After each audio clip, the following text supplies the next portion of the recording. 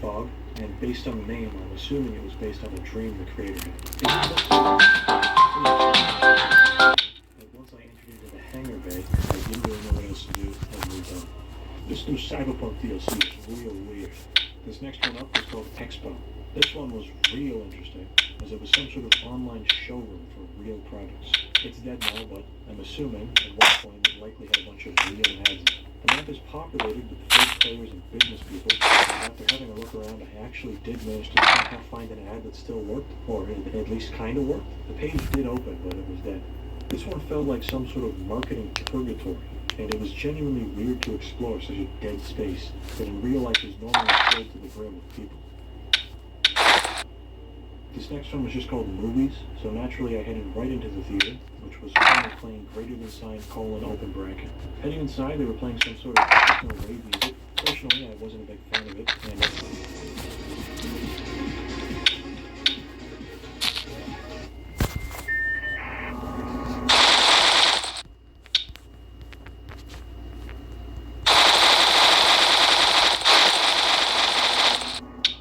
another really weird one because I'm pretty confident that this is a real, actual, sponsored by a medical technology company map. Computers around the room are supposed to play demos of MedTech or something, but they know it's just like a really weird place to be advertising your medical technology. Either way, I quickly found the exit in the park. After finding the exit, I was sent into another scuba level, but this one was different from Bongos. I swam up to the underwater ruins, and this one actually had some pictures inside. There was a couple of neat paintings, an image of what seemed like someone's mother, a big fella by a classic car, and what seems to be someone's parents. In editing, I noticed one sign was different from the others, reading, "I miss you, Skylit Foot," meaning that this may be some kind of memorial or tribute map. So, we'll leave it be. Next up was a map called Singles. I immediately busted a bit of a groove to this otherworldly MIDI. But then I got caught on this big cat and could no longer move. This next one is called Nadarani. Bro can't be fucking talking. Pretty sure he's wearing a fucking Walmart vest. So I ended up leaving pretty quickly.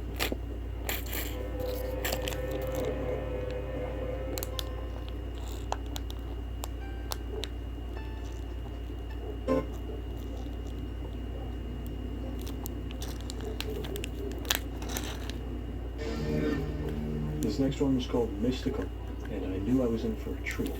I arose within Albert's forest, and was immediately met with a gleeful beast. I did not intend to intrude on its musical playtime unless it undisturbed. Venturing forth, I encountered a dragon, which I attempted to mount. The mounting itself was successful, however, it seemed to be glitched, as I couldn't steer the creature. I came upon a fork in the road, and decided to make my way due west towards Wildwood. Passing by Stonehenge and crossing the bridge of decrepit spider souls, I proceeded into the haunted estate. Time, however, was running thin, and my adventure was put on hold as I explored other realms. I love underlying flopper. Next one was called Waxtopia. What? Not much besides this yep sign and some dancing feral rabbits in the back.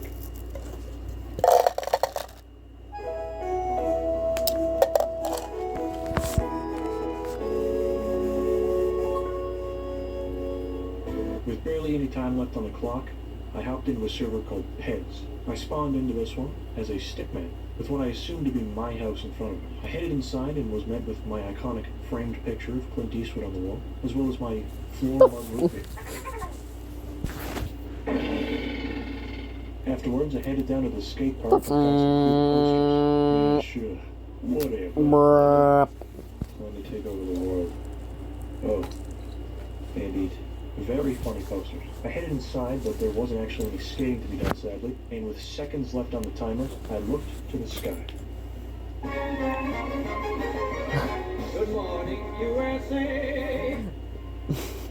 Passive Worlds was probably the most super game I'd have seen in this video that I played. Each server had something If you want to download the game yourself, you can go ahead and play some of these servers, as I doubt they'll be shutting down anytime soon, seeing as they've lasted this long already. I'd even recommend doing so, because it's insane. It's awesome. It's crazy. It's fucking nutty.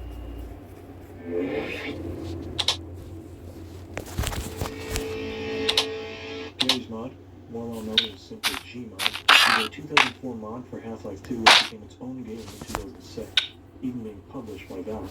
The game itself is essentially a pure sandbox using Valve's Source engine, allowing the player to bring in assets from their games, such as Half-Life 2 or Counter-Strike Source, or use the Workshop to bring in custom assets. This Workshop functionality has done wonders for Gmod, as it's pretty much the sole reason for the game still being alive after 5 years. One of the other main reasons for its continued success would be the custom game mode. You see, Gmod isn't just a sandbox game, as numerous other modes have been created over the years, with some of the most popular being Dark RP, Prop Hunt, and Trouble in Terror. Now you might be wondering why Gmod's one of the first games we'll be looking at, as the numbers show that while it peaked in players years ago, the game is far from dead, averaging around 40,000 players. Well, I brought up the game modes for a very specific reason, that being that there's numerous game modes that have been completely abandoned for years, with servers still being kept up. We're taking a look at these, as well as some of these others on more popular game modes, to see if we can find anything interesting, and just to generally look back on the forgotten modes. As a very quick editor's note, please excuse the Gmod footage, it's a bit choppy. I've been trying to fix it for the past few hours, but I think it's just busted. Just pretend you're an authentic 2011 laptop running at 15 FPS experience. I decided to begin this one off by hopping into an empty server for Gmod's currently most popular game mode, Dark RP. Now I don't know if I picked the wrong server, or if it's something with my internet, but I'm not kidding when I say it took 10 minutes to connect to this one, so I didn't count those 10 minutes on the timer. I started off in the street needing a name, so I went with Stan Smith from American Dad. Now if you don't know what Dark RP is, it's basically a mode where you can live out a day-to-day life in Gmod, albeit one filled with crime and mischievous deeds. You can pick from a few classes to play as, such as dealers, cops, medics, chefs, and more. The level of darkness varies server by server, with some having more crime elements than others. People in this mode tend to take it pretty seriously, but that won't be a problem for us since there won't be anyone to take it seriously. Now I could take the easy road here and just describe literally everything in this part as liminal spaces.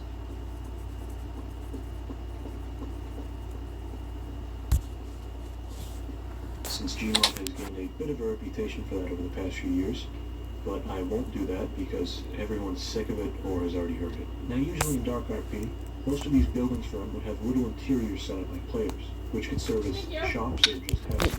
You're welcome. Kitchen laundry and letting the dogs out. I'm gonna lay down for about an hour. I'm tired. Unsurprisingly, just Dad's gonna lay down too because he's got a headache. after wandering around for a while, I eventually We got back to did Spawn, a found what I different assumed to be a grave made trail by a out there. real, actual person, which just threw off the whole move. Less And I rock left shortly formation, more after. a lot of up and downhill. After Dark More- RP, more in the I figured I trees should than- do one more popular game mode before I got into the weird stuff. So I took a look at Trouble in Terrorist Town I'll leave that for about an hour. TTT, Okay. still a popular mode. Love you too. Used to be a lot more. It has the same Okay. games like Among Us, where a few sub players are tasked with taking out everyone else. The difference here is that TTT has the detective class, which has ways to test for traitors, and is guaranteed to not be a traitor himself. Another key difference is that everyone has access to guns and can just kill each other at any point, regardless of your class. I chose the Minecraft map because it's probably the most iconic TTT map, but upon spawning in I realized I wouldn't be able to do much, since TTT can't start without a few players. So I had to look around.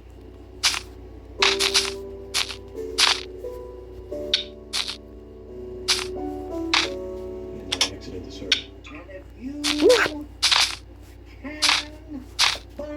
Since the big Triple T didn't work out, I decided it was time to hop into some smaller game modes, and I started off with Cinema. Now it's probably easy to guess, but Cinema is a mode where you can watch videos and movies on the big screen with your friends or other randoms on the server.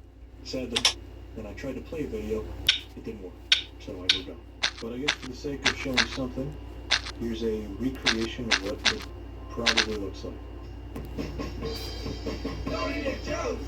Who knows where it's food is? Don't eat at Subway. We know where the food is. Don't eat at McDonald's. Swansea's fighting coaches. There's only one place that I will pay for it. Kmart. Kmart. The food I like. That's me. Now here's one that truly fell from grace. Subbuild is a classic Gmod mode which has over 500,000 subscribers on the Steam Workshop. Want to know how many people were playing? 2. I hopped in their server to see what was going on, and found out they were just messing around in the spawn, not even playing the mode. I was going to sled myself, but I was on the time limit, and left these two to their own devices. The Hidden is a dead game mode, completely dead. which is either based on the game of the same name or the game was based on it. I don't actually know. The game mode puts an invisible hunter against a team of special forces soldiers, so sort of like Predator but in Gmod. Sadly, like TTT, without any players this one wasn't working. So enjoy these cool shots I got of the map. Oh no, the burning is the building. What? Getting After a few of excited. these custom game modes, I figured I'd try my hand at a sandbox server. Gmod's I don't know. In Sandbox, you're free to do as you please, mess around with props, NPCs, and more. The first server I attempted to join had one rule, which was a bit of a red flag of a rule, so I swapped over to another before loading up. Immediately upon arrival, I was met with 9 options. The Man, Among Us, Fish, Cow, Something, Bag of Chips, Monkey, Blue Man, and your rotisserie chicken. Of course, I had to go with the bag of chips.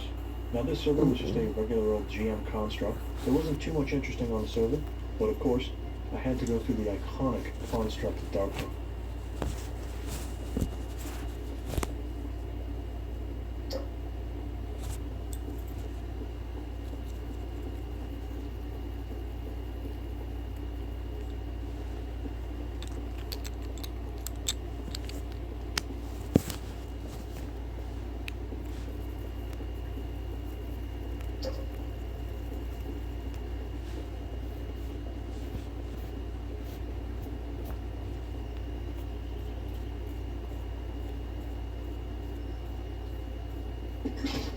What the fuck? Another classic Gmod game mode, Prop Hunt is exactly what the name implies. It has hunters search around for fake props that are controlled by other players who need to blend in with their surroundings. Now, I'll be the first to say, Prop Hunt with no props is not very fun. At the very least, going around and breaking things activated my few remaining neurons, but I was pretty quickly done with this one.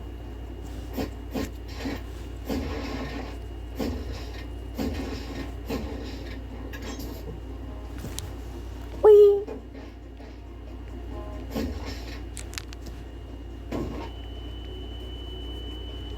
Judging by the comments on my last video, a ton of people are not fans of the backrooms.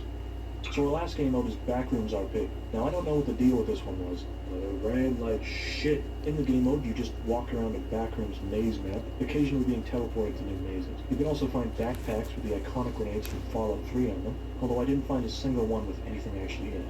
I don't know why, but despite being the liminal space game, somehow the backrooms do not translate at all to Gmod, at least in my experience here. With that said, sadly, as I was walking around the backrooms, the timer had reached its conclusion, and we had to move on to our next game. Gmod overall was a nice little walk down memory lane. I racked up quite a number of hours when I was younger in these game modes, and seeing a few of them completely dead made me a little sad. It might be worth revisiting someday to look at more game modes, but for now, we'll be leaving it and moving on to what can only be described as Gmod's predecessor.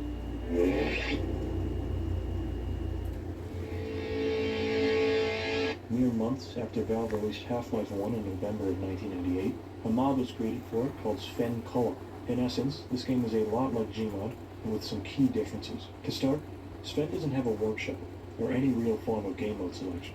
As well as this, it's on the Gold Source engine, the engine that Half-Life 1 uses. You can download maps or join servers to play with friends, and that's about it. Now compared to Gmod, this one only has a handful of people playing, averaging around 500 people online. We're going to hop into a few empty servers to see if we can strike any gold, or at least find something interesting. Sven started off incredibly strong, as I hopped into a map named Active Bingus. Upon spawning in, I was instantly killed, and then killed again by 5 lightning clients.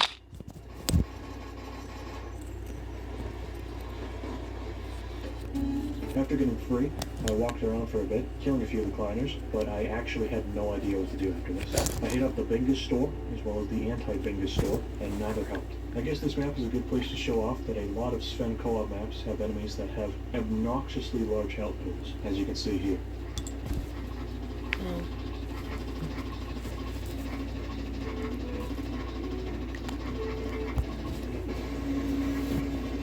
Gordon, what the... wait. Since I had no idea what to do, I migrated to a new map. So with this one, I decided to take a look through my maps folder, since Sven auto-downloads any map you've played before, and I found one called Mine of Men. I won't be playing through this one, because it's super long, but this is one of the most insane Sven maps of all time. Potentially the greatest Sven map of all time. I would highly, highly recommend this one. We're through. Hit it. Hit it. Hit it. Why isn't it blowing up? Why isn't it blowing up? Immediately fucking explodes. I thought it would be tee-hee funny because of this, but it just ended up being a combo map. So, I'll leave that.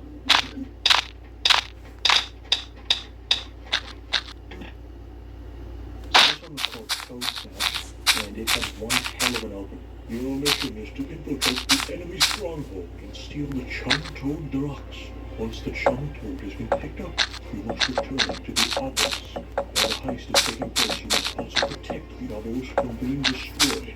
With a hook like that, there was no way I wasn't picking the extreme difficulty. I can't properly describe my disappointment when I loaded in, and this is all it was.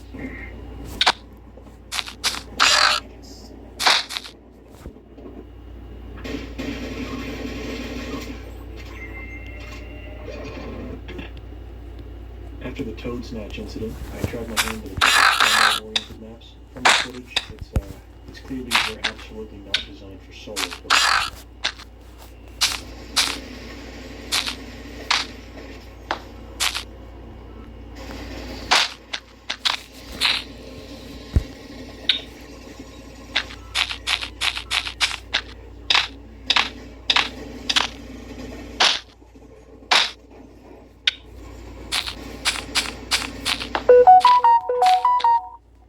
Sometime around 2 in the morning, I jumped into a map selection server.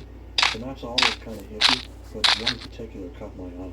Of course, this is the Fall Guys map, because how was I not going to play that? Now, I'm not going to lie, I may be one of the world's top Sven co-op Fall Guys players. I was absolutely destroying this game, and I lost track of time. It was around 2:30 in the morning when I realized what I was doing, and I got off. What I will say is that Sven co-op Fall Guys is unironically good, and everybody should play it. Next up, I hopped into a server that was simply titled OMG. I was expecting greatness, but was met with a simple zombie shooter, and I quickly cut off. To end off Sven, since I was running around on time, I decided to hop into a server which had one guy in it, GTA Online. This man was on a mission. He didn't stop for even a second to acknowledge me, and he soloed the entire map without me doing a damn thing. When we reached the end, I said my goodbyes to him and departed.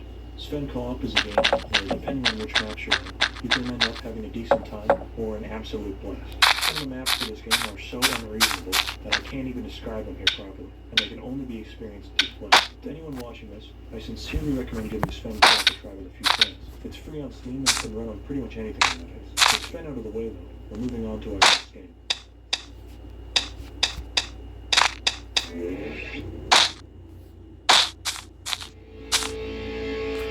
Team Fortress 2 is a class-based shooter from 2007, and if you've been online for more than 5 minutes, it's incredibly likely that you've seen something related to TF2. This game has spawned memes, incredible animations, and has a massive community created over the years. And in the grand scheme of things, it's one of the most important games ever created. TF2, like Gmod, is another one that's far from a dead game player-wise, and the real numbers actually show quite the contrary, with the game reaching near all-time high player counts just a few months ago. Also, is a plethora of long-forgotten community servers and game modes. Now, while TF2 is a class-based shooter, and it's entirely possible to have only ever played it that way, the game's community has actually spawned dozens of different game modes, thousands of maps, and a shit ton of other community content. I'm taking a look at some dead servers to see if there's anything of note, or if they should stay dead. The game TF2 is another baseline, 2-4. This is, without a doubt, TF2's most popular and well-known map. As a quick rundown, this map actually is originating all the way back to the Team Fortress mod for Quake. where it made its initial debut. Now I've got a lot of memories with this map, most of which kind of fade into one another, because this map doesn't exactly have a big variety of play styles. What this map usually boils down to is a few engineers setting up shop in the intelligence room, with matches usually pushing at least 30 minutes, until someone decides to uber rush Century Nest or Spire makes a massive play. With veteran players, this map is just, I guess it's just ominous, really. It's like walking into a forgotten but well-maintained Cold War bunker.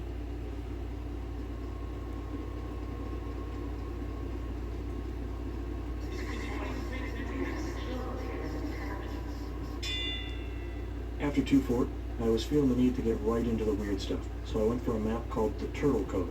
The map started off strong, spawning me in a giant empty room.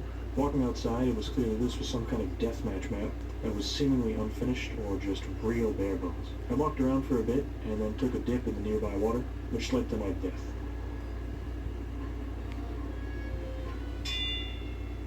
The next map was one of TF2's most iconic custom maps, primarily for being showcased in the late Kitty 0706's Team Fabulous 2. This is one of the most famous TF2 videos ever created, currently sitting at around 30 million views. The map used in the video, like I said, was Mario Kart. This server wasn't playing on the exact same version, but it's close enough. Walking outside, the map is filled to the brim with references, Easter eggs, and I assume in-jokes. These are mostly incredibly outdated, and it's fun to see all these stupidly old memes showcased in such a timeless way.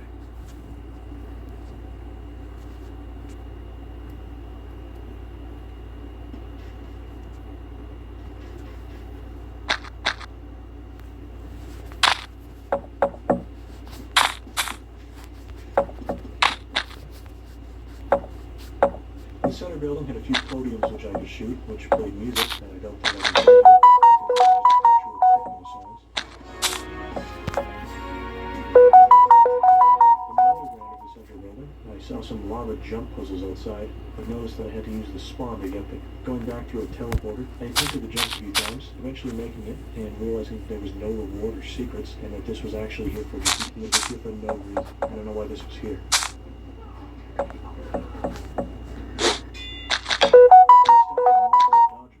Dodgeball's mode in TF2, which uses Pyro's air blast, which reflects rockets, and turns it into a matchup to see who can win in an air blast.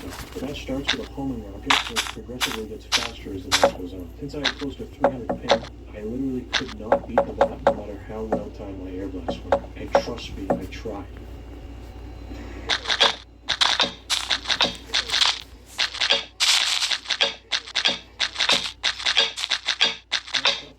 Into the classic Achievement Trade 24/7 server. These are some of TF2's most common maps, as the game has item drops that happen over time. Idling allows you to just leave the game on as you collect these drops. The thing I wasn't expecting, though, is that this specific Achievement Idle server was vastly different from any other I've ever been on. This was no Achievement Idle server, it was a memorial for a server long disbanded. I spawned in and came across their logo, which we'll just ignore because it seems just like a 2016 map set. Going downstairs, there was a little photo room where the owners compiled a bunch of screenshots from over the years on the server. These featured a lot of the same names and faces, so I assume this is an old friend group that disbanded at some point. They even had a custom group portrait made, which they have on display in the main room. A bit further in, I found a QR code, which had a link to a video thanking all the active players and saying farewell. Within the same room was a literal grave for the server. I'll be honest with this one, I've never seen anything like this. It's a bit weird, but it seems to be a genuine memorial, and some comments on the videos from the QR code are reminiscing about the time on the server.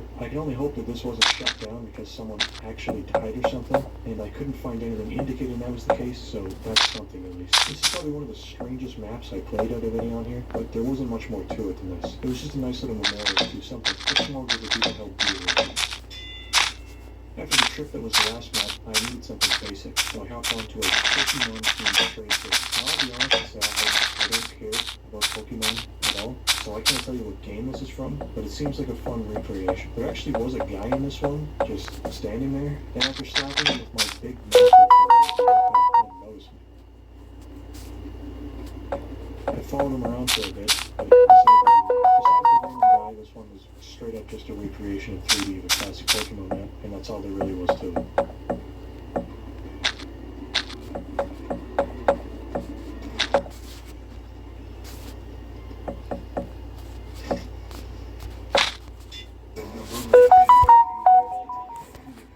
We turn the theaters in English. Starring Academy Award winner Michelle Yeoh. Deja 2. Experience it on the next 3D August 22nd.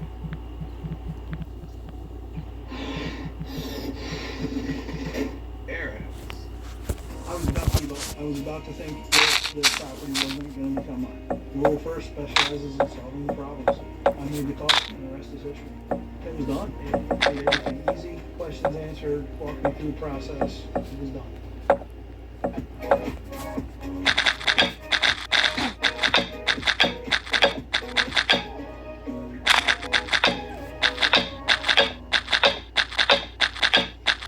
So let's see out. Délicieux. Délicieux. Vraiment délicieux.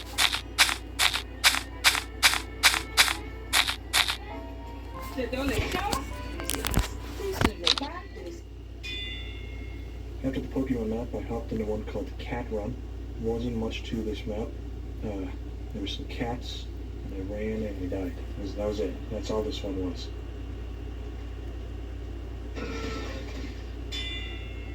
Moving on to a more normal trade map, since the last two are anything but.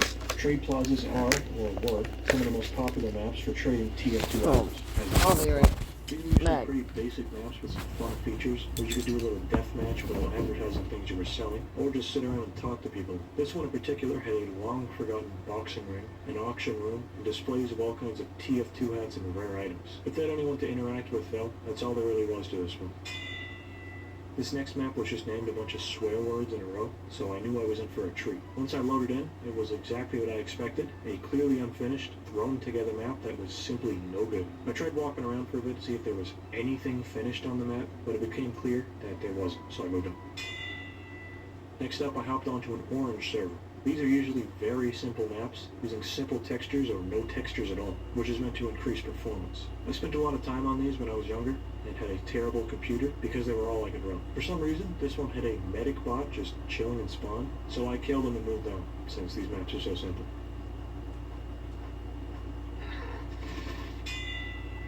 Time was beginning to run short, so I decided to end things off with another classic map type, Trade Minecraft. Just from the spawn room, I think you can pretty easily tell what this map is going to be, so we'll skip the basics. I took an immediate detour and found the boxing room. This one obviously Why is the brick? came back to spawn, and Why are they blue? Why are the bricks? Some of these guys give the server hundreds of dollars just to keep it up. It's a really weird thing seeing all these supporters who put hundreds of dollars of real-life money into this, contrasted with the server itself being completely dead. I really wonder if some of these people even remember that this server exists. How many still even play TF2? How many are even still with them? Things are gonna get up to extension in the donor. Probably about like 0.1% of the actual people. Was supposed to get to the top, so I was back at the spawn with mere seconds left on the clock. Just as the timer was about to strike. I mean, zero, if you're talking I about found the some video, TNT then things off of the bat. yeah, probably that then. And if you're not, then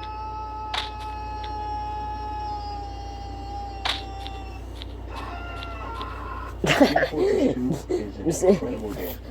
It's my most Scout just played game starts by far. screaming like he's It's honestly pretty crazy that it's he made just to last started this long. screaming During like an creation ape of this video, Valve or actually some announced stupid that they shit, made the updates and in then the future, once he breaking stopped a screaming, 6-year streak of pretty much nothing but Halloween and Christmas Redline updates. just I kills really hope this himself. update breathes some new life into the game, because the TF2 community definitely needs it, as they've been living off holiday updates for the last few years. With that said, this one is probably the farthest from being a dead game in the entire thing, and the announcement of a new update solidifies that. Doesn't mean there isn't plenty of dead servers though, and I don't think those are going anywhere anytime soon.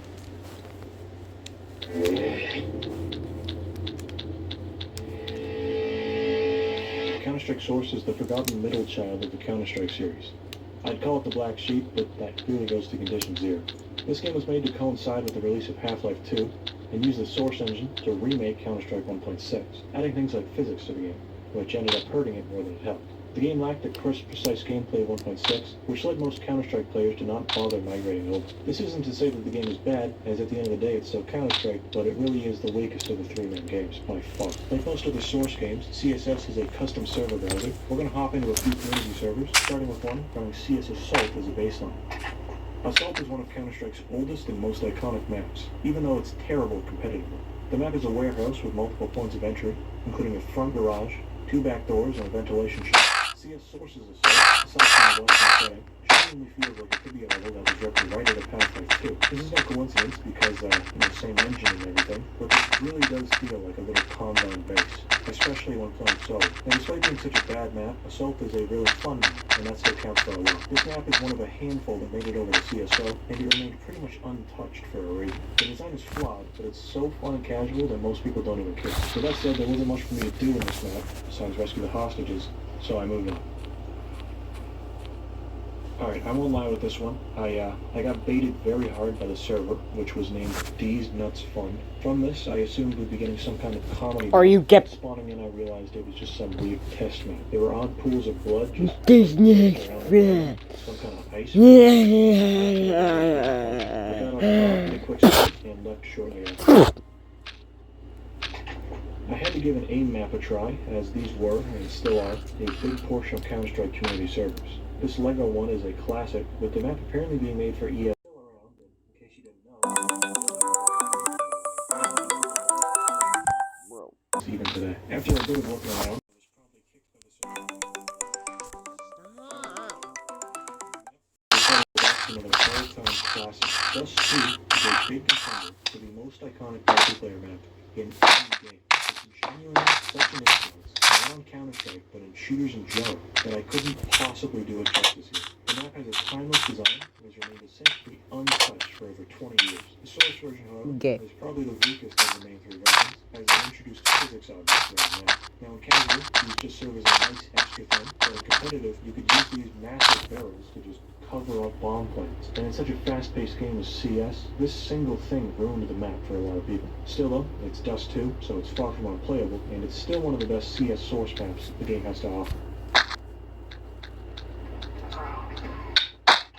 Now unlike Assault and Dust 2, Pure Hockey is a map which never made its way over to CSO. For a lot of people, I'd assume this is your first time ever hearing about this map. It's similar to Cobblestone, being a map based around an old castle turned into a museum. And also similar to Cobblestone, the layout is unlike anything else in CS.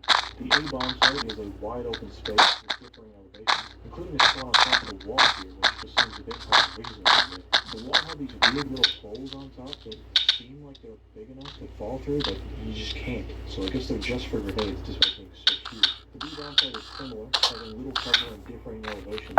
The map has some pretty clear flaws. It seems like it would be a lot of fun to play in casual maps, with maybe 5 to 10 people on each team. Checking the workshop, CSGO has had a ports and remakes of the map, so go ahead and play those if you're playing a second map. With Pure and SE on the way, I've had my fair share of classic maps, and from this point on, I'm only going to play weird maps. The first one I started out with was a map called Rats. The map is pretty cool in concept, being what I assume to be a remake of someone's room in real life. Seeing rat signs, go through vents, bookshelves, and rolls. The map is pretty big and ugly, but at the least you can tell exactly what everything is supposed to be. I found this classic Nemo walking around, and right outside is a picture of a man. I don't know who this man is, probably a creator or something, but it's a mystery. After knocking down some books, I went back away to bed, when there was a picture of the back of some guy's head, and then another guy on the again, I have no clue who these people are, so if there's any CS Source lore experts in the comments, let me know. After this, I walked around for a little bit more, knocked over some more books, and moved on. Of course, are you really doing a video on Counter-Strike community servers without talking about surf servers? If you've someone ever seen these, they're maps using the Source engine's physics to essentially surf along angled walls. To go a bit deeper, there's an odd bug or feature in the Source engine. Now, taking the strikes against walls at certain angles, they essentially let you float and glide alongside them without slipping down. People took this bug and ran with it, making maps to test out your skills with the tech. This one had a pretty cool side path that gets the stuff across. After I'd done it a few times, I moved on to the real portion. At some point in the middle of all this, some random guys were in the server, so I chased them down and murdered them. And then left because I'm not good at surfing, and it was embarrassing. This next one was a map called Buzzkill, which took about 3 full minutes to load. I was expecting something big from this one, and was met with a pretty bland, snow-covered haven. I looked around for a bit before moving on after not finding anything notable.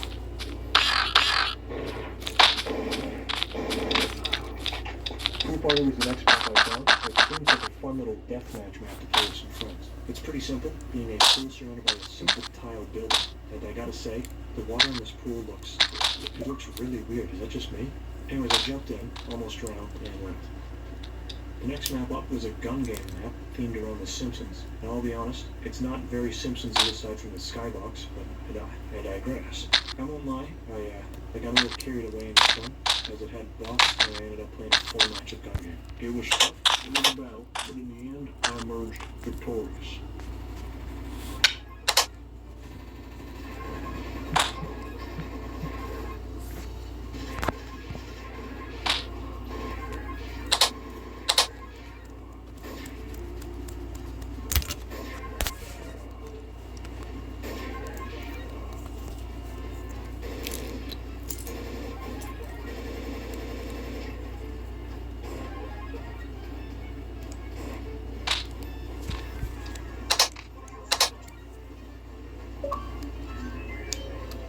The next map up was one called Cemetery.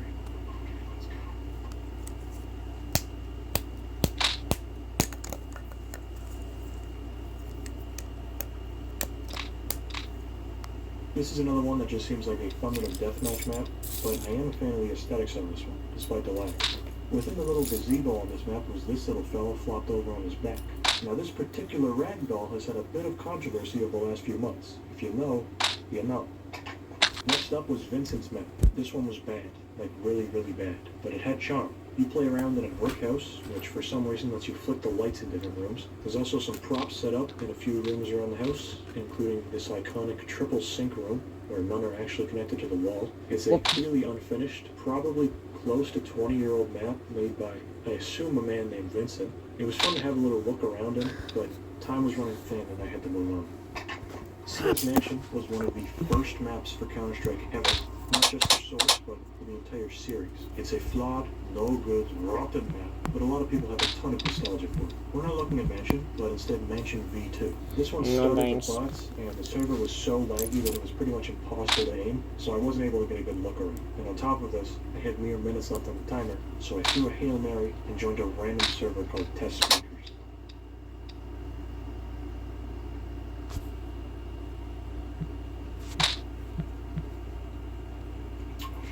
This is it. What? This is What Despite the being f- the did worst you of just the premium say? Games, CS Source is not a bad game. It just has many flaws. On the custom server side, where nowadays a lot are lost of time, there's still plenty of servers running weird, cool, unique custom maps. With that said, so do 1.6 and CSGO. So this isn't something unique to Source. If you're going to play a Counter-Strike game, just play CSGO. If you're looking for weird servers to play at 3 AM though, play this.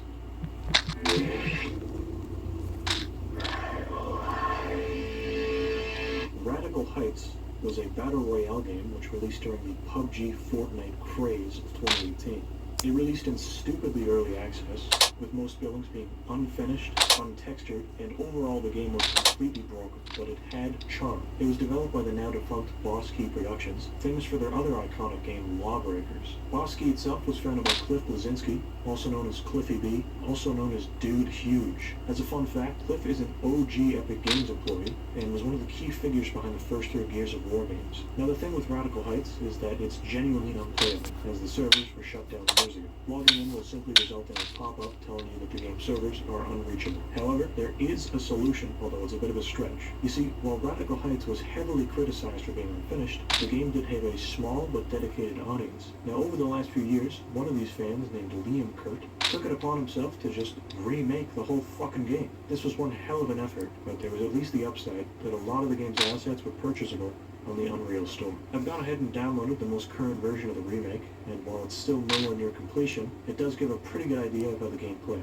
Matches start out with a parachuteless skydive, playing some absolute jock jams as you fall. I sadly can't play the song because of copyright, but I highly recommend finding a video of a Radical Heights skydive. Upon landing, we find an unfinished looking bit of town. You might think that this is the remake being unfinished, but no, this is actually what the game launched like. I made my way out into the street to have a look around.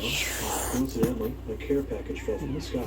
I went over to it, grabbed an AUG, which was stupidly overpowered in the regular game, and moved on to a mystery door. I forgot to mention earlier that the game is themed around 80s game shows, with the whole thing itself being an in-universe game show. This is probably the game's biggest draw, as it added a lot of charm to an otherwise pretty bland game. As I continued on, I found myself a bike, and I somehow broke the game and ended up in an unstoppable dancing.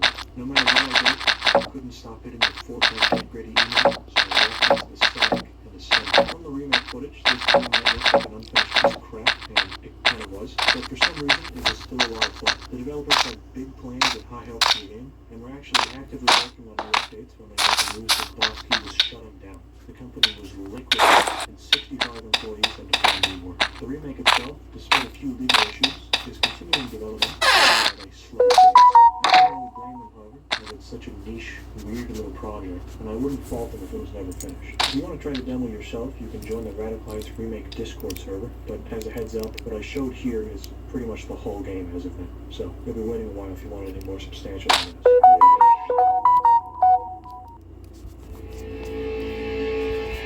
So I went into Rumbleverse with literally no idea what this game was. As I was making this video, I saw an article saying that the game is shutting down, and went and downloaded it without even looking at the screenshots. Based on the name, I was expecting some kind of Smash Bros. Clone, so color me surprised when I hopped into a match and it was a Battle Royale game.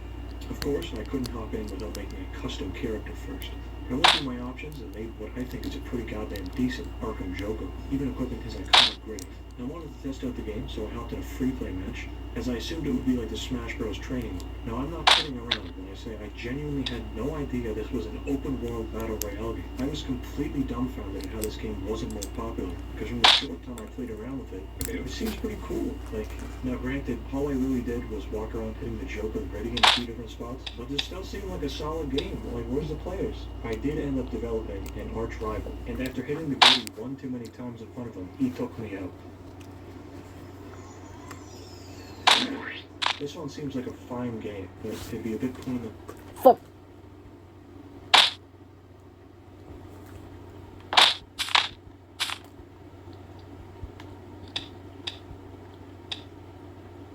So YouTube is cracking down on VPNs and their ability to stop the ID verification. And to my someone who's owned a lot of backpacks, Wait. this backpack is pretty much just hands down the best one. Wait. I just love how they fucking added the ability to just not log into an account. And to my premium users, because you might have gotten a pretty interesting update. A lot of YouTube Premium users got this email saying, we're updating the terms of service for YouTube Premium, YouTube Music Premium, and YouTube Premium Lite subscriptions. These new terms will be included in the YouTube Paid Service Terms of Service and will go into effect on September 26, 2025. We are making these changes to improve clarity and transparency regarding your subscription, including clarifying our plan types, explaining our policies on promotional offers, and accepting payment methods. Want to break from the ads, but it's YouTube. Get YouTube Premium now, and you'll be able to watch fucking MOB stupid shit.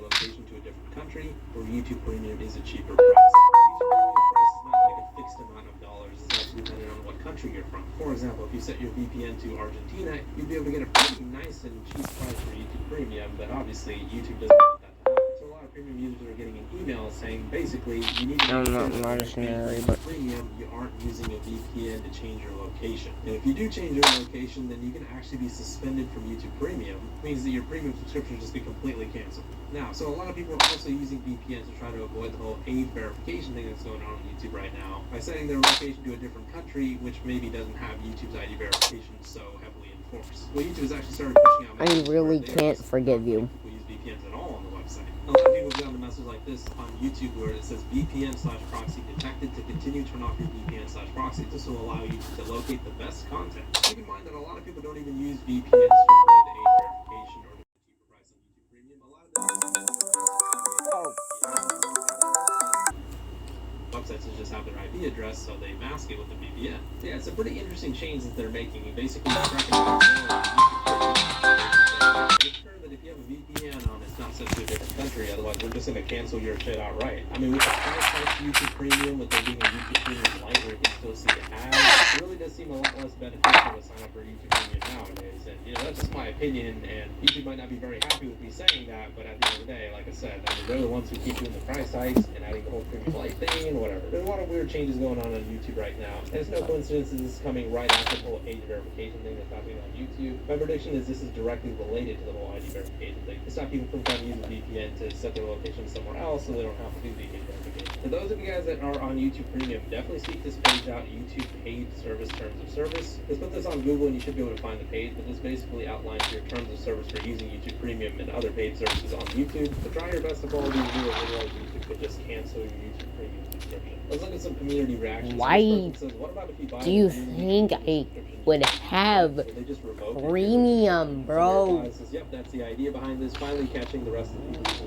VPN to get cheap YouTube. I mean, obviously, YouTube is well within their rights to stop people from using a VPN to get a cheaper YouTube Premium service. But my tinfoil conspiracy theory is that YouTube is going to try to stop people from using VPNs to avoid YouTube age verification as well. YouTube going after VPN usage will probably kill VPN sponsorships as well as a few VPNs that rely on that kind of traffic for a significant amount of their revenue. Sure hope none of them lie about storing data. That's actually a really good point. Keep in mind that so many different YouTubers are sponsored by NordVPN specifically, so a lot of people who are using NordVPN sponsorships probably should be aware of this change and make sure that they understand that NordVPN might not be too keen on advertising on YouTube anymore if YouTube keeps blocking everyone's access to it. But yeah, in short, VPNs are most likely not going to be effective in bypassing YouTube's age verification. And to be honest with my YouTube Premium users, make sure if you guys are using a VPN, I probably just wouldn't, because YouTube uses their AI systems to detect issues on the platform, so you using a VPN in general might cause YouTube to be like, yeah, you're violating our terms. I've had So we're people just gonna actually use your read account. it. See ya.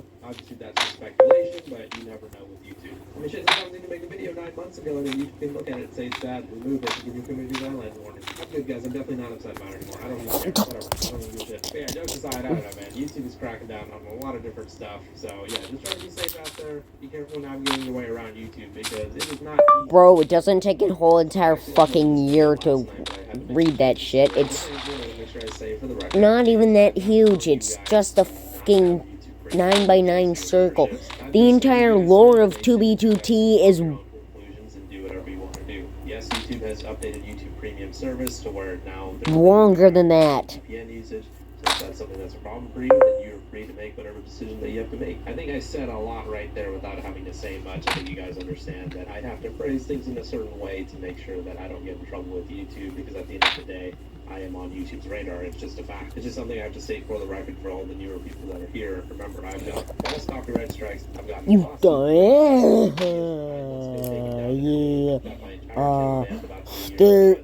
if I don't know, I'm going to say extra measures to make sure I'm still able to stay on the platform, so I appreciate you guys understanding. I just had to add that little adjustment to the video because you can never be too safe with YouTube's terms. I mean, at the end of the day, it's AI moderating everything. Can be a little bit problematic if I phrase things in a certain way. So yeah, if you guys could do me a favor and make sure you guys leave a like and a comment on the video to help boost engagement, I really appreciate that. And be sure to make sure you guys subscribe and notifications on, because I do keep getting comments of people saying that they've been unsubscribed. So either everybody's trolling me or YouTube is doing something a little bit weird. And yes, I know people are saying, oh, this has been a thing on YouTube for a while. I know.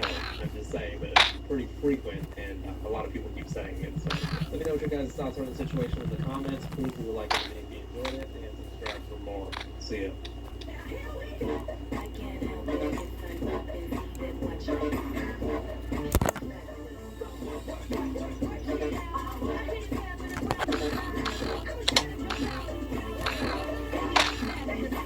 what? This is Buick. Now. Buick. Exceptional by design. Get 0.9%.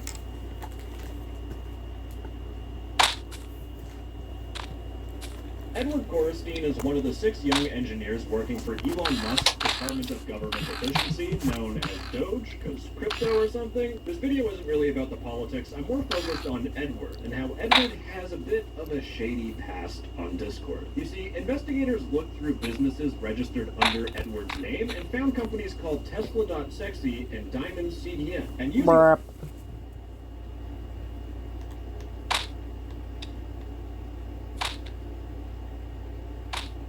this is 50 fucking 2010. And, oh my fucking god.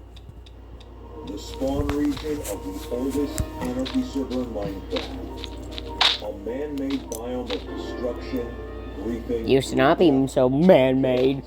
It's like 110... 2v2t spawn is both beautiful and terrifying. A jumbled mess of cobblestone... How is that shit beautiful? Floating blocks with a bedrock death pit filled with withers and players ready to kill you. After the wars... The least the fucking players could do was, you know, fill in the fucking holes that, you know, would drop into the fucking, or like the two block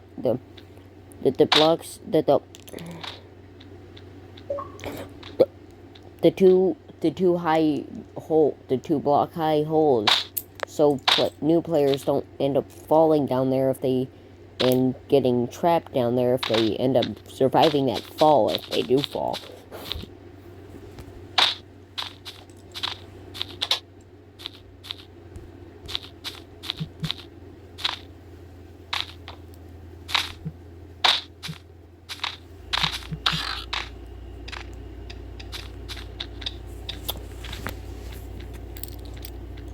What?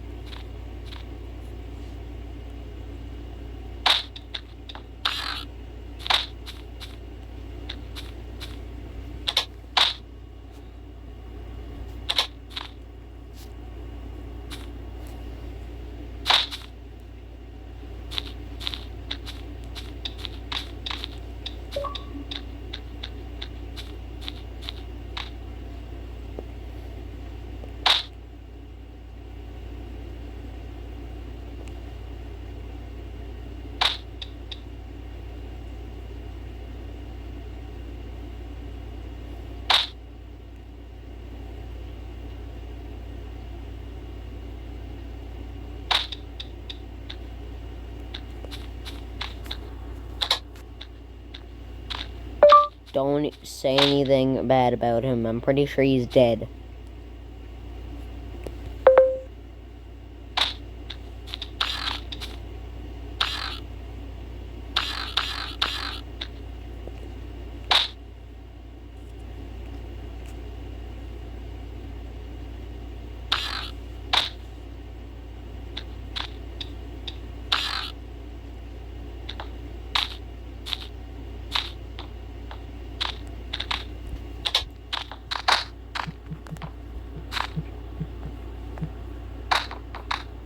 Will you stop?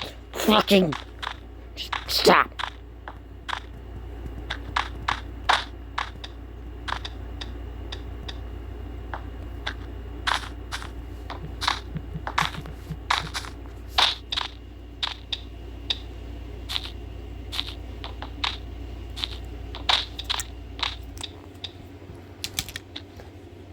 Hundreds of thousands of players that have all graced this server at least once. It's hard to imagine that almost a decade ago, this wasteland looked like a normal Minecraft world. What did it look like? Well, today, we step back in time to take a look at what 2v2t Spawn looked like on day one, back in December of 2010. Today, I'll be giving you a tour of the original spawn point, comparing it to the wasteland that we have today, and I'll tell you how you can explore the original spawn for yourself. Without further ado, let's take a step back in time. New Ethiclar patches by LaRoche Jose. Spot the difference in 3 hours. 420 microns technology, ultra. That's one of the only two I have that works Ethiclar patches by in LaRoche Jose. games. Thousands of accessories in stock and ready for install. Radco, your truck. Well, it's your one of the way. only two I have that works in So here games. we are, ready to recreate 2B2T's original spawn point. Now, if Wait, you know the seed? You know. Oh. Fit. spawn for yourself, This was 6 years ago. He probably doesn't remember it. into He might. Edition I don't know. Beta 1.3. So you need to go to one of the older versions of Minecraft Beta 1.3. And once you're there, 2B2T seed is negative 4172144997. Wait. So you're saying in an infinite Minecraft world, you can find 2B2T's original Without spawn. further ado, let's take a step back in time. So here we are, ready to recreate 2B2T's original spawn point. Now, if you want to try to make the spawn for yourself, what you need to do is you need to go back into Java Edition Beta 1.3. So you need to go to one of the older versions of Minecraft Beta 1.3. And once you're there, 2B2T seed is negative 41721449979022899642. That's a mouthful, isn't it? But anyway, once you've done that, you are going to recreate 2B2T's original spawn point, and that's what we're about to do right now. We're about to take a step back into the past to see just how different spawn was back on day one. Let's find out. I miss Minecraft loading this fast. Here we go. Okay. So it looks like this is the original spawn point of 2B2T. If you spawned into 2B2T, this is what it would have looked like in December of 2010. That's just crazy. Look at this. Oh, the pigs hopping around. Oh man, this reminds me of the good old days for sure. Oh, that's too funny. Let's see, can we still get coordinates? Yeah, so let's try to get to 0, 0. Where would 0, 0 be? I think it'd be over this way, right? Yeah. So this desert area, from what I've been told, this is sort of where modern day 0, 0 would be. Right over here. 8, 7, 6, 5, 4, 3, 2, 1. Okay. So right here. This is 0, 0. And this little pool here.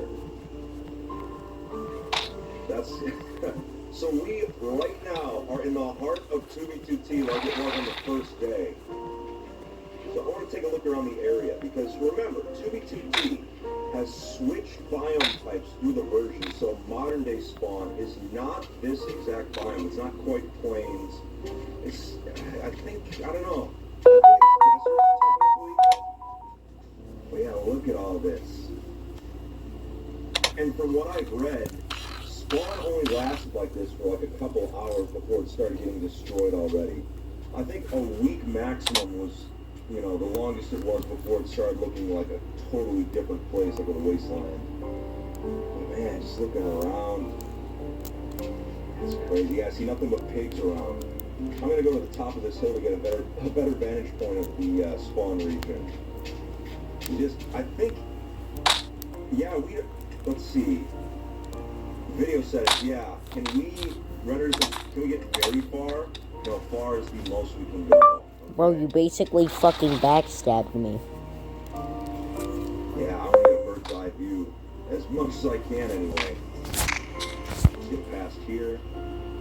Man, you can't, I forgot what day was like. You can't sprint, there's no hunger. A lot of people are nostalgic for the beta versions of Minecraft, but I think the game is just so much better now. Yeah, it's nostalgic, but it just feels so good. But wow, okay, so let's take a look.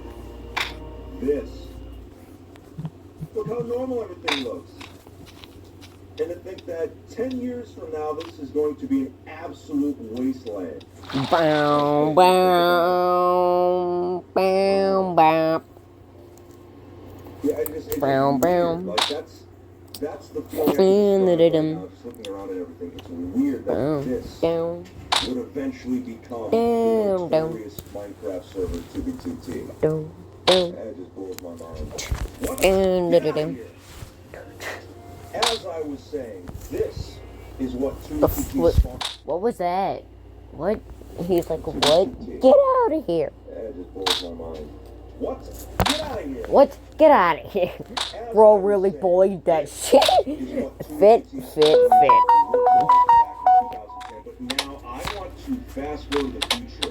What would happen if 2v2t Spawn remained untouched, and if we brought it into the modern version of Minecraft, which right now is 1.14.2 in the Java edition? He was If being we gay. bring 2v2t up to that version, what's it going to look like? Is it going to look just like this?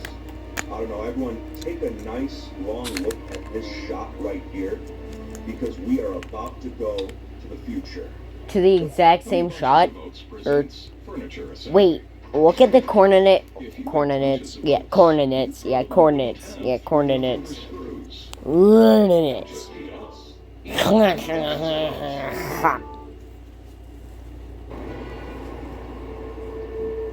Sometimes to see the possibilities all around you. He was being gay.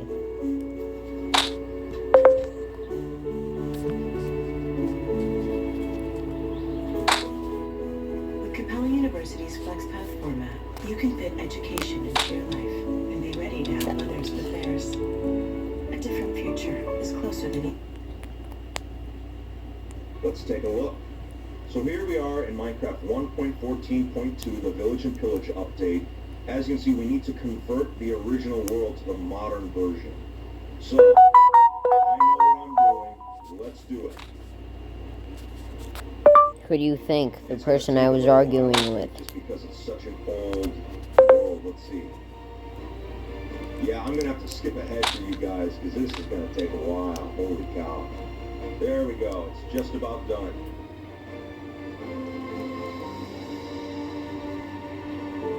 And here we go. So if 2v2t Spawn had been untouched for the last almost 10 years, this is what it would look like. But it looks like the chunks are not fully loading. There we go. Alright, so in the modern version of Minecraft, this is what it looks like. I can't say I expect anything differently, but okay, right here we can see the discoloration. There have already been biome changes in this original spawn point. Because remember, this was originally plains and desert. But, as you can see here, the biome has completely changed. Ah, look at that. That's crazy. So yeah, as of right now, even though we're in desert, modern day 2v2t says this is a snowy taiga. Yeah, it does not seem very snowy. I wonder, let's see. Alright, so let's really test this out. Weather, rain. The person with the Brawl Stars picture. Oh, would you look at that? Yep. So the modern day spawn point is indeed a snowy taiga, even though it was originally desert. PFP. That's good. That's good. And sure enough, here comes the classic 2v2t Swiss cheese of snow piles. Oh man, that's too good. Look at that. It's gonna fill up quick. Man, it's kind of fun just messing around with like all the what ifs regarding 2v2t. What if the server was untouched for the last 10 years? What if Spawn was never destroyed?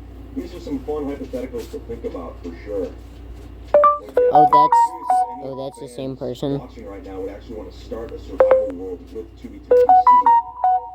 Like I said, the fact that players even know this Well, yeah, is both a blessing and a them. curse.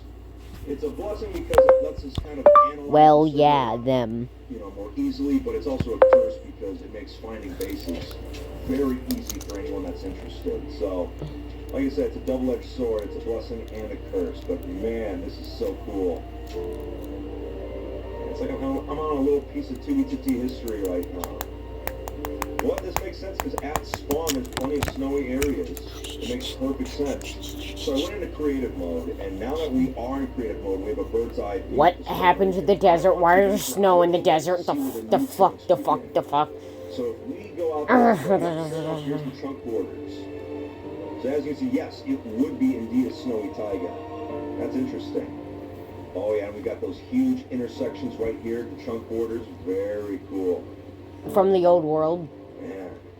From the old world, or from the old world chunks intersecting with the new ones, and the new ones intersecting with the old ones. Listen, Housemaster has broken his silence after a long time of not speaking directly to the community.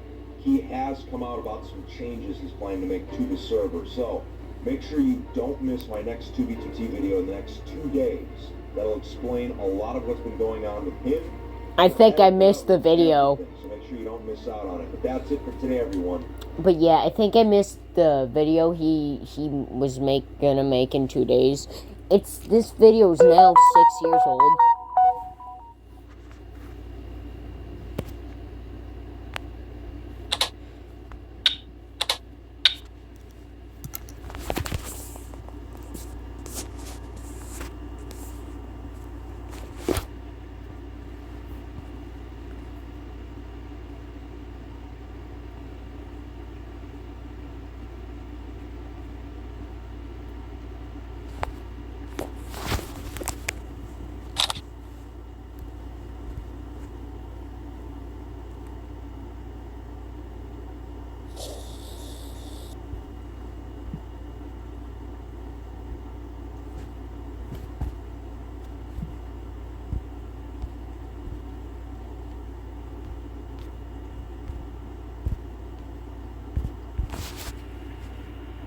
Thank you so much for watching. Remember, if you haven't already, make sure to subscribe. On Twitter and Instagram, which are both down in the description below. Listen, I'm just going to tell you straight up, you do not want to miss the next 2B2T video. You got it? Alright, stay They're obvious. fam. It's going to be good. What, you gonna raid a base casually? I'm not sure if he does those that much anymore. If at all.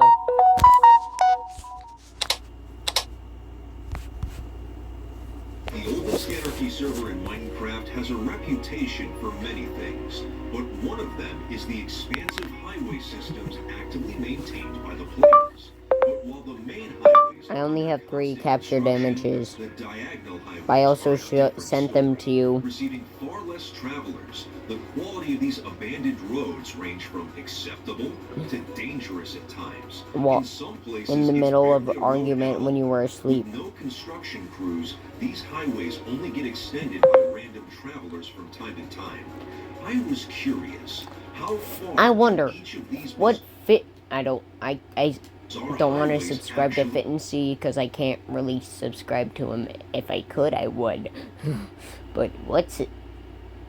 800 million bells. For the past 15 years, the oldest Anarchy server in Minecraft has seen the rise of builders, griefers, explorers, and players that push the game to the absolute limits. Anyone is capable of becoming a legend here, but once in Why a does it while, say a ellipses? player rises to prominence in a completely unexpected way, who plays the game differently than Why the anyone fuck else. does it say Someone ellipses? so Motherfucker. unorthodox that they defy classification. Meet Cody Smile 11, one of the strangest players in 2B2T history. Over the past few years, he has been setting a variety of server records that most people would consider borderline insane, and has been doing things that to the casual viewer seem to have no rhyme or reason. For starters, he decided to ring a Minecraft bell 800 million times. He's also placed over 2 million signs with his name on it across the entire server. He gave custom names to 128,000 furnaces and then placed them everywhere as a joke. If this already sounds strange, get ready, because this is only the tip of the iceberg of Cody's bizarre behavior and achievements on the server. His unusual play style has given him a reputation to the point that players no longer ask him why about his achievements, Why? but rather, are you okay? Are you, dude? Are you okay? Do you need to go to a mental TBT's strangest player, Cody Smile 11. Now, if in true 2B2T fashion you're waiting hours in the queue, you should play Asphalt Legends, a free-to-play arcade racing game that now features Lego Technic Supercars. I got to unbox and build my very own Aston Martin vehicle. Not only was it extremely detailed and overall experience, but it's completely identical to the Lego skin. The same stunts Game promote game promote game.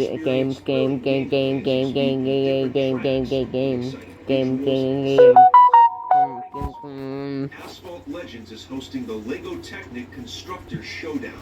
In this competition, racers that have the fastest times will win their very own Lego Technic kit. To get racing, click the link in the description. You can play on PlayStation, iOS, Android, Xbox, Switch, and PC, all using the same account. A big thanks once again to Gameloft and Lego Technic for sponsoring today's video. So who is Cody Smile 11, and why is he considered the server's strangest player? On the surface, Cody is most known for his signs that have spread far and wide across the server. He has placed over 2 million of them throughout the entirety of 2B2T. Oh, that's the fucking person that made 2 players, or 2 YouTubers, fucking basically go insane. This man's made 2 YouTubers go insane. That's a lot. He's placed so many that if you start out at 0-0 and pick a random direction, you will eventually run into one of Cody's signs. From ruins of old bases to highway rest stops, they are everywhere. These signs are what initially made me interested in learning more about him, as it's such a random thing to do. But after doing Yep, I'm just gonna let her fucking and not anything usual, like fucking paper and trash and shit. Signs, wooden signs, everywhere.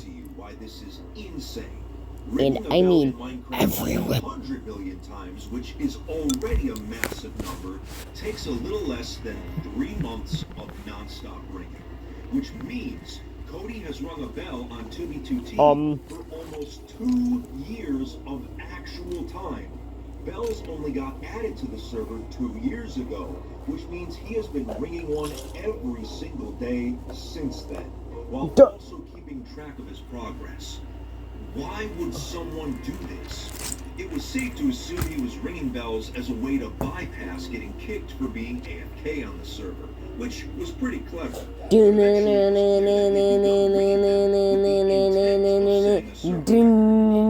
of logging out when he was finished playing, he would just ring a bell to stay connected. But when he wasn't ringing one, he was off doing even more wacky shenanigans. As a joke, Cody began renaming furnaces after himself and then placing them throughout the world. No. He's placed over Cody's furnace. 1,000 of them in random just places for people to find. Cody's furnace. Yeah, apparently he's also an author. He's written over 3,500 in-game books, with each one being unique. And like everything else, he's placed them throughout the world for people to find. Let me guess. He literally just, why do I have a feeling he made 100 books, but left out randomly a few numbers so that, or a few chapters, or a few books, so that it wouldn't be 100 books. At this point, I thought I was starting to understand Cody's playstyle, but it got even stranger as I learned more. Cody also started an experiment where he went to a random location, created a map, and then began putting the coordinates on all the copies, inviting people to come to that location and create a public map art. It didn't take long for players to begin showing up to add their own creations. People would also show up in order to grief it, as to be expected. He would save copies of the map every few days in order to chart its progress. So not only was he setting server records, He was also creating art in a really unique way. I had seen enough.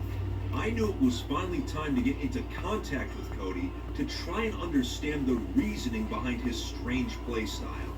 Little did I know that the iceberg was about to go even deeper. There. Biologic hypersource, microdust, so it always gets my hair exactly what it needs. Mwah. I love it. Brrrr.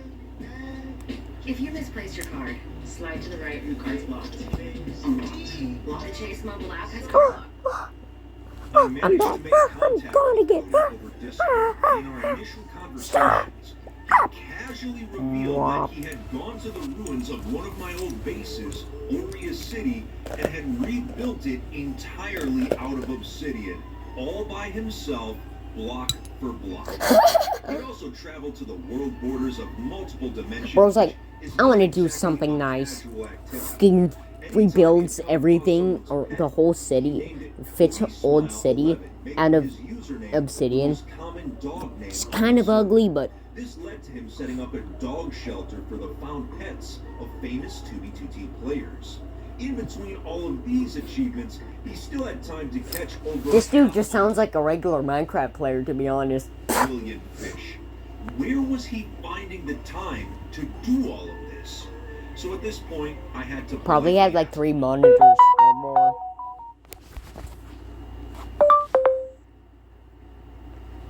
Why did you want me to do that?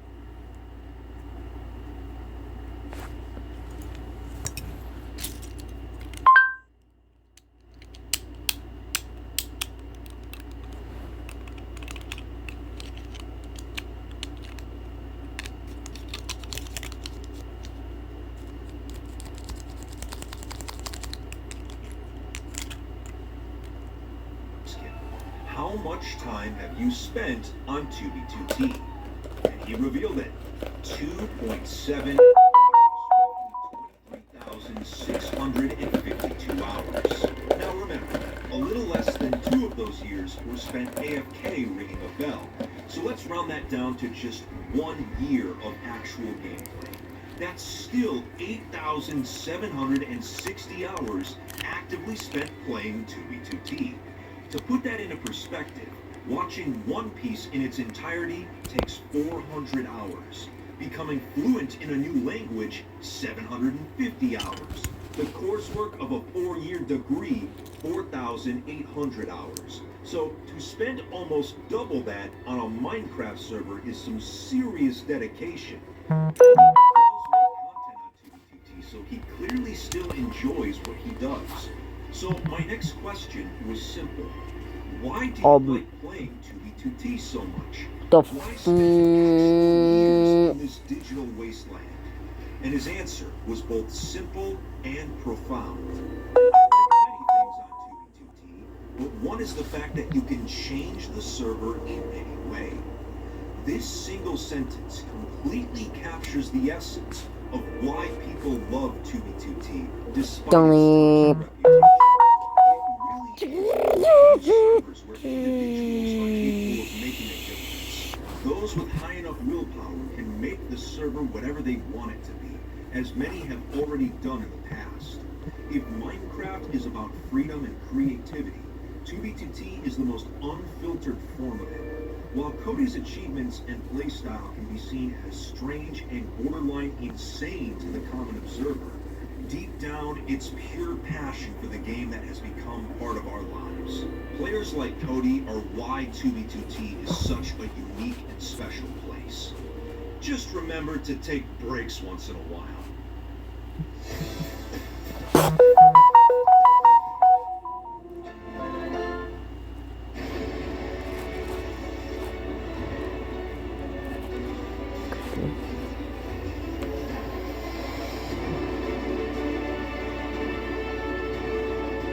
Fan drop. Own the moment.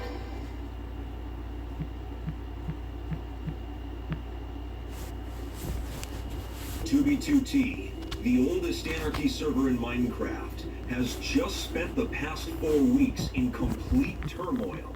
An infamous group of hackers has been using an exploit against the entire server for the past 3 years in secret. What in Russian? To the public.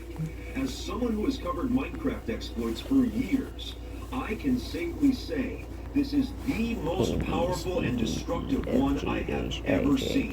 The ultimate coordinate exploit, capable of tracking the real-time movements of over 300,000 players across all three of Minecraft's dimensions. 15,000 bases were found using this exploit. There was nowhere to run or hide. It was used to grief countless builds and steal over 200 million Minecraft items from stashes. The group responsible was thought to have quit the server years ago, but they've been pulling the strings from behind the scenes the entire time. What's remarkable is that this exploit shows how fundamentally flawed Minecraft as a game actually is. One person even tried to warn the community that this was happening, but they were written off as crazy and no one listened. Man, you crazy. For today, we'll be discussing NOCOM, the most powerful exploit in Minecraft history, explaining who discovered it, how it was possible from a technical perspective, and the complete and utter destruction it caused. This video has been 3 years in the making and has required months of research and gathering testimony. So, if you consider hitting that subscribe button, you are an absolute legend. With that being said, let's get started. Since the server began in 2010, that looks players fucking have always weird. attempted to use exploits in order to gain an advantage over others. If you haven't seen my video the day 2B2T almost died, I'll sum it up real quick. In 2016, a group of players that went by the name Nerds Incorporated attempted to take over the server through the use of hacking and social engineering. They actually succeeded at their plan and had access to admin powers. But it was short-lived and they eventually lost them. Many members of the Nerds would go inactive, and for a couple of years, not much was heard from them. Until 2 years later, in 2018, two players, Ox22 and Bubba J, were both server regulars that had an interest in Minecraft exploits. They had recently discovered a way to crash the server by loading a massive amount of chunks at the same time. The most simple thing you can do in Minecraft is breaking a block. And to do this, you need to click on it. What the exploit did was click on blocks everywhere across the map, even if they were out of render distance. This forced the server to use an incredible amount of resources attempting to load chunks that had never been visited by players. Thousands upon thousands of chunks were loaded in a matter of seconds, causing incredible amounts of lag, and eventually the server would crash. Instead of abusing this new exploit right away, Ox and Bubba J started theorizing how it could be used to their advantage. There was a way that they could turn this crash exploit into a coordinate exploit, but they needed the proper conditions first. You see, the majority of multiplayer servers in the Java edition of Minecraft run something called PaperMC, which fixes bugs and makes the game more stable. Occasionally, though, a bug fix can lead to a vulnerability that can be exploited to someone's advantage. Anytime there was a server-breaking exploit, 2B2T's admin, Housemaster, would have to report the issue to PaperMC. If they could crash the server to produce a specific out-of-memory message to House, he would report the bug. The most obvious fix to this would be to have chunks only respond to the server if they were loaded by a player, which could reveal someone's location. It was genius. The two shared their plan with a close friend named Frickin, who was a member of Nerds Incorporated, the same group that tried to take over the server in 2016. He confirmed that their plan could work if Paper developers were to implement the obvious fix. And so, they set their plan into motion. In July of 2018, they would begin crashing the server as fast and hard as they could, making it unplayable. Each crash would notify House that players were attempting I said, huh? out of render distance. No, I said error. To go haywire. He reported the issue to Paper on Error. July 12th. Error. And the very same day, the exact bug fix the group was hoping for was implemented. When attempting to click blocks out of render distance, the server would only give a response if a chunk was loaded by a player. They now had the proper conditions for their coordinate exploit, and the following day, July 13th, they had their first working version, but it was very primitive. They would keep an AFK account in the overworld, and it would attempt to click blocks in all chunks leading away from spawn in a spiral pattern. If a chunk responded, it would send the coordinates privately in chat. Any chunks that gave a response were then charted on a graph. Bubba J would begin using the exploit to find and destroy item stashes, Really? which started Really? a panic in the community. Wanting to keep the exploit as low profile as possible, Frickin suggested a name for it. NoCom, short for no comment. This way, if the exploit name was somehow leaked, it wouldn't raise any red flags. As a member of Nerds Incorporated, Frickin told the others in the group about the exploit, and they were brought into the circle of trust. In August of 2018, I released a video discussing the crash exploit that had already been patched, but while doing research for that video, I asked Bubba J if he knew anything about the exploit. He replied with no comment. Little did I know at the time, he was actually telling me the name of the exploit. It was hiding in plain sight, and we were all oblivious to it. In the following months, the primitive version of the exploit would prove to be tedious. It was slow, resource intensive, and there was no easy way to differentiate between What does this say? bases and simple dirt huts. In most cases, the charted chunks were just empty wilderness. There was also no easy way to tell which specific player was in the location. Fucking smash his keyboard casually. Automation. Enter Leger, a talented programmer and the lead developer of Baritone, a program that automated actions in Minecraft. Leger had legitimate experience with machine learning, so the nerds requested his help in making the exploit more powerful. He accepted the challenge and was brought into the circle of trust. Over the next few months, his contributions would change everything. The first order of business was making searches more efficient. A program was taught to follow players once it identified them. They were located by running checks all the way up and down 2v2T's major highways, and then followed them to wherever they were going. Instead of searching in a spiral pattern starting at spawn, an adaptive tracking system would predict where players were headed. The easiest way to describe this exploit is like a game of Battleship, and the enemy ships are players on the server. You can't actually see where they are, and no matter what spot you choose to fire on, your opponent must tell you whether you hit a ship or you've missed. On 2v2T, your opponent is the server itself, and instead of firing missiles, you're trying to click blocks in chunks that you can't see. The server has to tell you whether a chunk you clicked on was loaded or not loaded.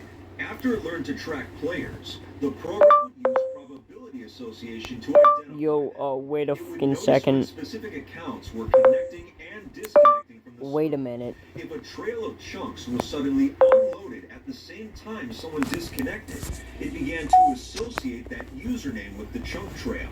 So after 2 or 3 disconnects, they had a clear idea of who was actually in those chunks. This also allowed the program to chart how far a player had gone in a specific session of Minecraft. By this point, AFK accounts were being used in all That's my three fucking divisions, fingerprint. so all player movements were being tracked. Leger Right shared there. with me how the math behind the adaptive tracking system works for this video, and as you can see, it's as easy as 1, 2, 3. From there, the program was taught to search all incoming chunk information for unnatural blocks, such as shulkers, stained glass, beacons, multiple chests, etc. If these blocks were found, the program would then recreate the chunks in a separate instance of Minecraft. What you are looking at is an actual 2v2T base being reconstructed in real time. The program has identified these chunks as a legitimate base. It's taking the block information and comparing it to what should be there on 2v2T seed, which is publicly known. After running the check, it then displays what is different. Once the process is complete, the world download is automatically stored on a separate database. This feature effectively gave the nerds a form of spectator mode and allowed them to see what was happening in any loaded chunks on the server. Here, you can see an after-the-fact visualization made from years-old data collected on the average base. This one is named Electric Boogaloo. You can see how it starts from nothing, just a few random checks per chunk. Then it grabs and explores areas that are likely to be part of the build.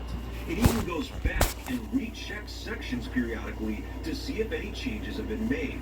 With all of these adaptive programming changes, Legerb would combine them with the nerd's original exploit. What happened next was nothing short of incredible.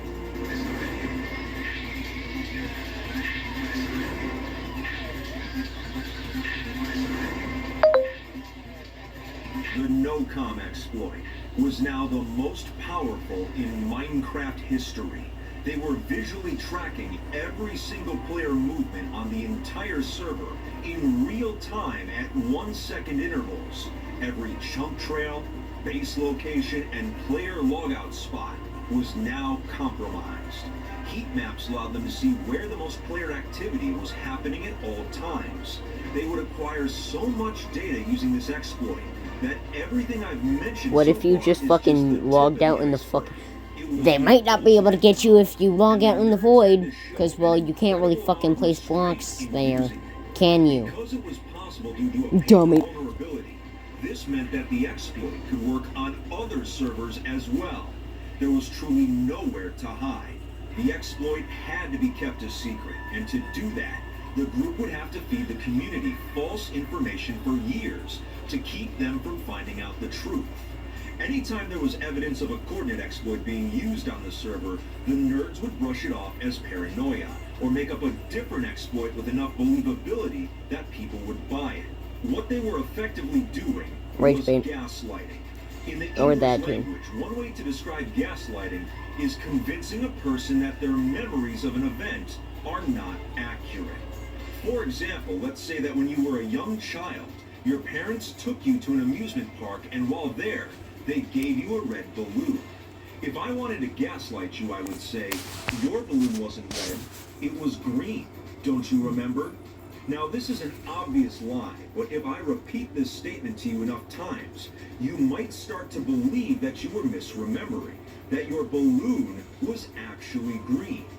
This strategy is making people Also, question hang on, can we take a moment is what the to nerds have been doing to the community look at for this years. weird-ass Several of pattern, my previous this videos Lego involving brick coordinate exploits printed had onto explanations paper? such as tracking ender pearl teleportations or triangulating a base by observing a pet teleporting. The reality was that while these methods were actual exploits, they were used as a cover for the NOCOM exploit, which was the true method all along. Having believable explanations for bases and stashes being found was crucial. In 2019, the nerds would start utilizing their exploit more and more. Their use of it would lead to the leaking or griefing of many prominent bases on the server, such as Spacewalk 3, No. Dragon at Niflheim, the Great Tree, and many more. Sometimes they would just leak the coordinates outright and let aspiring griefers take care of the rest. The nerds began a campaign called Dipper Nation and used memes to troll the community about the true nature of the exploit. What's funny is that in their base leak screenshots, they did not actually visit those places in person. They were using remote viewing to see what the base looked like. They could do entire builds without even lifting a finger.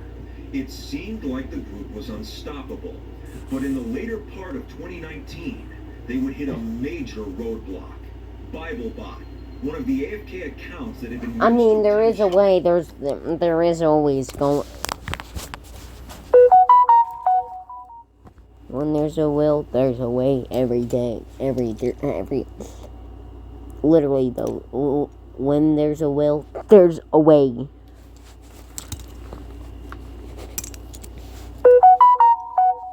The hell?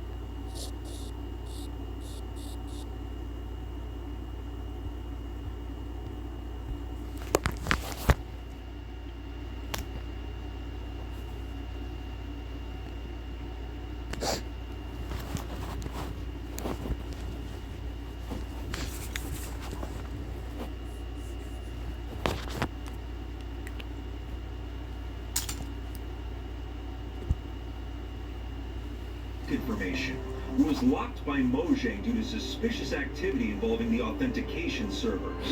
Around this time, Housemaster would also lower the server's packet limit by a substantial amount. This meant it was no longer possible to use the exploit by only having a single account logged in. Multiple AFK accounts would have to be used in order to maintain the rate at which data was pulled from the server. Leger would also have to retool his machine learning program to overcome these limits. After a few months of downtime, the exploit was back up and running more efficiently than ever. But realizing that more data limits could effectively shut them down, they decided that showing restraint in using the exploit was no longer an option. No, I'm talking about the pattern it made. 22, Bubba J, and Leger were all members of a separate organization called the Spawn Masons, who had become well known on the server for many of their ambitious projects. The three began taking large amounts of stash coordinates from the NoCom database and began providing them to the Masons with no questions asked. A subgroup of the Masons, led by a player named Dectonic, would scout out each stash for useful building blocks and decide whether to give it up to the group to steal or destroy it. Over the course of 2020, the group would steal from and then destroy hundreds of stashes around the server. They did this so that the group would have more resources at its disposal. In total, the Masons would acquire more than 200 million Minecraft items from these stashes. It was clear that anyone able to use the NoCom exploit had a major advantage Open, over closed, everyone else. open, The exploit was running closed. and House was still unaware of the original The pattern. Someone began to notice that something was not right. A player named Zero Neb realized that there were at least 4 accounts logged into the server 24/7. Being able to stay online without getting AFK kicked is very hard, so multiple accounts doing it instantly raised a red flag. Zero Neb began to suspect that the accounts were being used for an exploit of some kind, and he started inquiring about it. His original messages to the nerds had been ignored, but upon mentioning the AFK accounts, he was surprised to see them respond. They dismissed his claim as paranoia, and that he was being ridiculous. Zero Neb would attempt to bring these findings to the attention of the greater community, but he was either ignored or laughed at. The nerds would actually program one of their AFK accounts to randomly message Neb with random strings of Morse code from time to time, fueling his paranoia to all-time highs. The nerds would spend the rest of 2020 trolling Zero Neb, raiding stashes, and continuing to expand their database of locations. That poor man. In 2021, another group of 2v2t players would stumble upon the original paper vulnerability. Enter Steve 3, Mahan, and Redstoner, 3 associates of a group called the Infinity Incursion. They had developed a brute force version of the exploit, but far more primitive. At first, they used it to observe the highways, but after some optimizations, they were able to find base and stash coordinates just like the nerds could. But when it came to tracking players' real-time movements, they could only follow one person at a time, instead of the hundreds that the nerds could. Now, with the ability to only follow one person at a time, I want you to take a guess as to who they decided to track. You. To absolutely no one's surprise, it was me. No. In May of 2021, I was base hunting on my Sunday morning live streams. I'd been using an alt account and at the time had not logged into my main account Fit for quite a while. I'm usually pretty good at concealing my location, but somehow I was getting found every single week, which was highly unusual. While stream snipes have happened in the past, they're pretty uncommon occurrences and are usually complete accidents. But to keep getting found every single week, despite being hundreds of thousands of blocks away from spawn, I knew an exploit was being used. Sure enough, the stream snipers revealed that they had been tracking me using their exploit. They knew exactly where my account was at all times. I even caught one of them attempting to sell the coordinates of my logout spot for real-world money. At this point, I knew that my main account was not safe to log in with, which is why at the time of me making this video, I haven't logged into it for over 4 months. In The exploit we last saw. started to go public, with more groups starting to get access to it. Throughout all of June and July, bases and stashes began to form. Hi. The server was going into Love you. doomsday mode. Love you With too. players afraid to even log in out of fear of their bases being blown up. But it was too late. 15,000 locations had already been compromised, regardless of who was online or not. That dude had the biggest told you so moment in the history of 2B2T, probably. It was during this chaos that I was finally But they shown the Did you true see the power 20 of the ounces that we exploit. bought you? Oh, If yeah. you saw my previous video, you already know that 10 of us joined forces to grief a base belonging to a player named Beardsley. Okay, can you? After the grief took place, Okay, can I you? actually received Can I a what? message from Ox22. No. Kick He your had ass? tracked Yes, down I can. I said accounts go. of everyone else to the staging area a few Love days you too. before the grief. Since Beardler had been tracked to that very same Love you too. location months previously, they already knew why Love we you. were there. Love you too. By using remote 6, are you viewing, hungry? You want me to the make your nerds were chicken able to patty? see the TNT being placed on the actual builds. Without even speaking to any of them, they knew our plan. It was possible to use the exploit Huh? Are you to predict hungry for dinner? events before they actually happened. I don't was know. Stunned. I knew the exploit was powerful, but not that powerful. By this point, the community had reached the breaking point, with many emailing House to warn him about the original Paper MC vulnerability. The Masons knew that the exploit was going to end, so they went on one final killing spree, hunting every new player at spawn they could find. Finally, on July 15th, 2021, exactly 3 years Oh my after God. the original exploit House. was created, House House. implemented a range Fucking patch that this already. effectively destroyed it. What's taking you so long? Capable of being hacked, and the server would not give information about faraway chunks, but the damage had been done. I know. The exploit had left a trail of destruction spanning multiple years across the Don't mind me entire casually driving the second fastest car in Forza Horizon He 5. was actually right all along. He had warned the community, but no one had listened. The total amount of data that the nerds had collected in the entire Driving server was as well in over 2 terabytes. driving in the The void. majority of the base and stash locations, over 50, Driving in my car, were right, still or located on their private it, server. right, Just like during the right, 2016 backdoor drama. right They outside were of the ones void. Or pulling no, the wait, strings from behind the way scenes inside of the all void. They never Hey, truly that quit. bump, As or someone hey, who's that played deer Minecraft looks for like over a 11 deer. years, The the fuck? fallout of this exploit has given me a Why is there unique deer in the perspective. void? The reason the title of this video is called The Fall of Minecraft's 2B2T is because the server that we've played on all these years, the one that was compromised by the nerds, has finally fallen. With the exploit patched, a new 2B2T can rise from the ashes. While the destruction on the server is going to get a lot worse before it gets better, we can now travel in peace, knowing we aren't being tracked by the all-seeing eye in the sky. Everything that happens here is driven by real players with real motives. For a group of notorious hackers to socially engineer a server admin to open up a vulnerability and using machine learning to create the most powerful exploit in Minecraft history is not a story you can write. It's as real as it gets. And that is why there is no other place in Minecraft like 2B2T. We've always been playing a completely different game. The moral of today's story, no comment. The question now is what happens next? That was a long... Oh, you know, the typical 2B2T stuff, you know, just hacking, griefing, yeah. Yeah, you probably get the,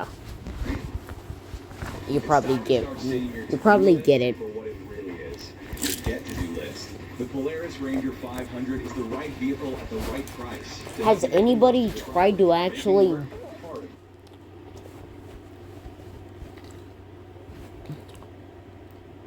By breaking a block in Minecraft and watching Most blocks on 2B2T, or most blocks around spawn on 2B2T. Oh, that's good. Around spawn on 2B2T is, or like 12 years old, I think.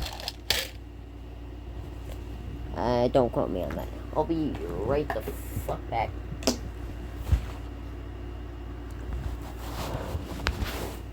Yeah, I'll be right. Oh yeah, I'll be right the fuck back.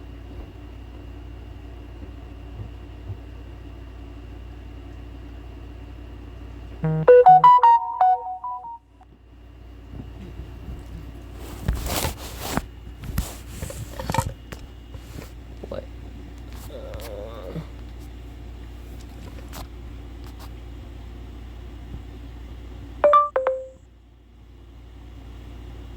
Please don't say that. That's the name of one of my friends on Xbox.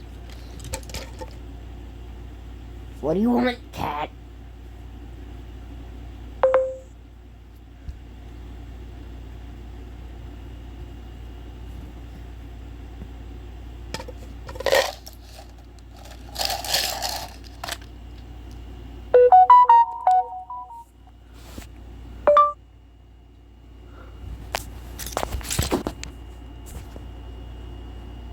Are you serious right now? No.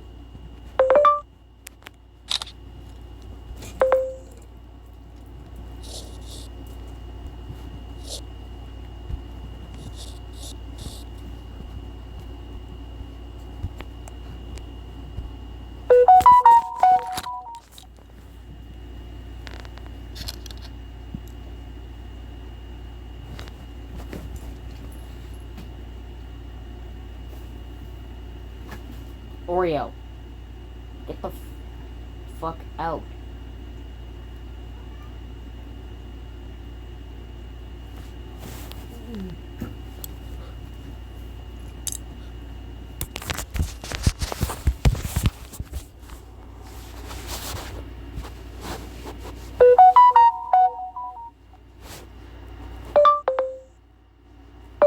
What do you mean?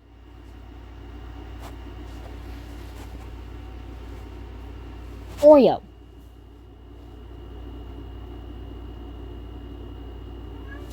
Go. Go. Go. Go. Go. Head. Why do I have a...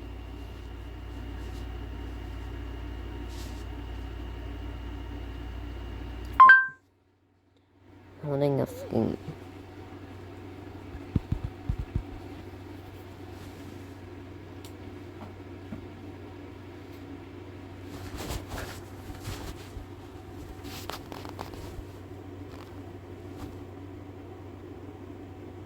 What?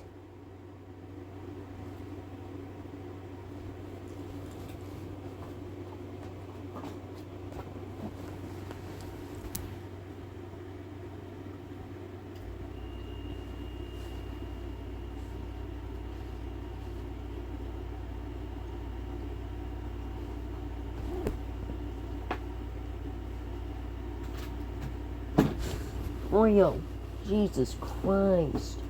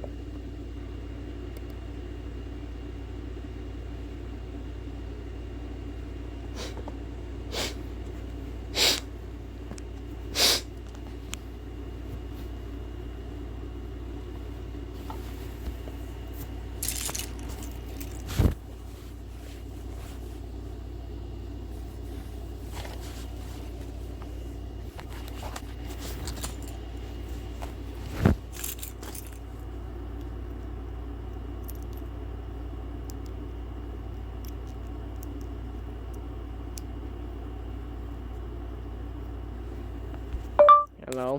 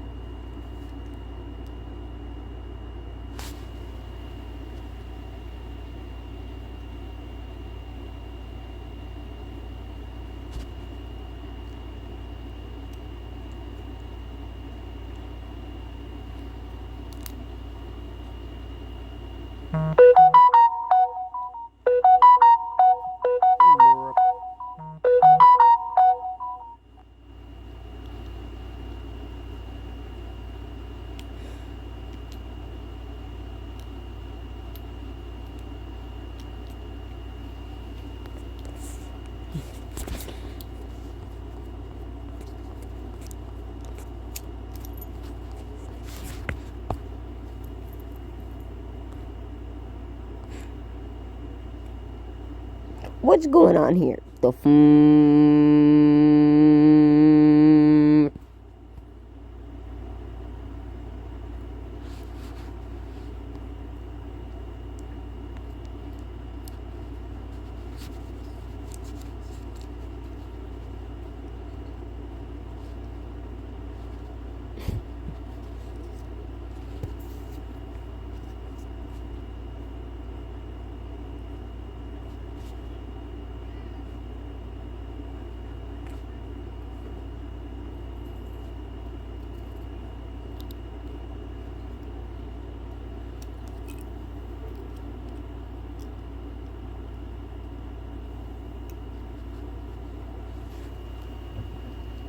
Okay, because my brain's fried. Do you want me to make you dinner? fine. Okay, love you.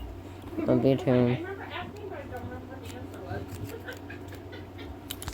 Oh, my man.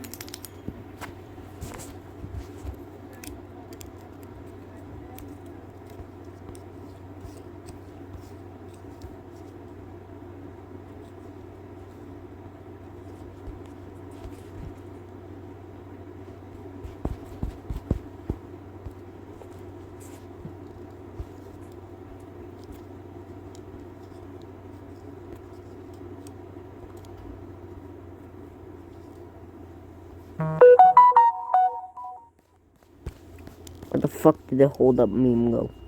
Hold up. Fucking Fallout.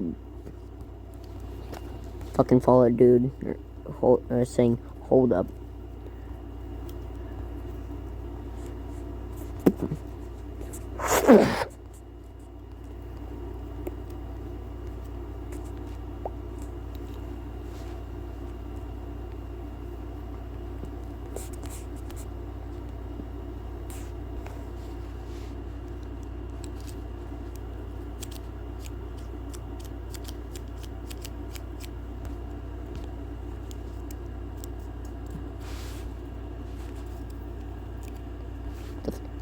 Burp.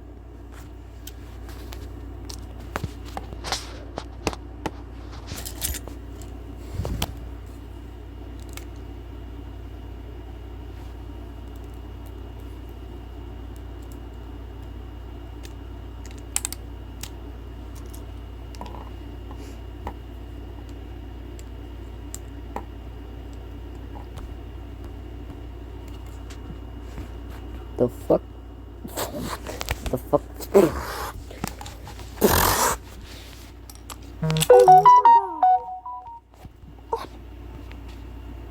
Hold up. Oh my god.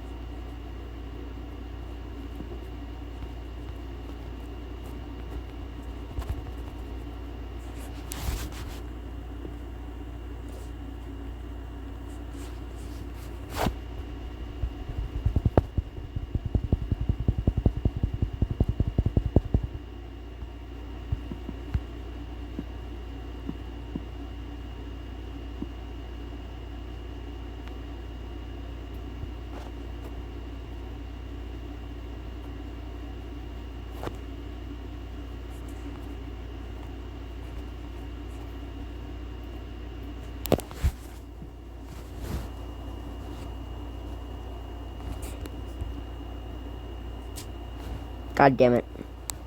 I meant to increase the fucking saturation and that shit. Definition. Sharpness, temperature, tint, saturation, shadows, highlights, contrast. Not exposure. Brightness. Save copy. Definition.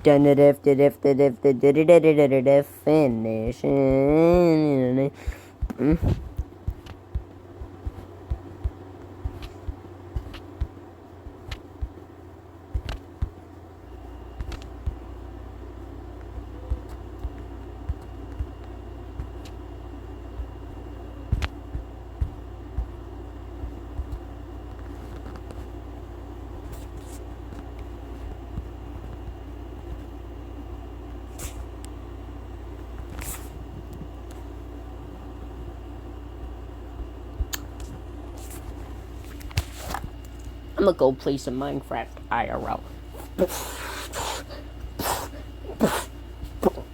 And start fucking wood chopping with, or fucking chopping wood with an axe, MP4 sounds, or whatever.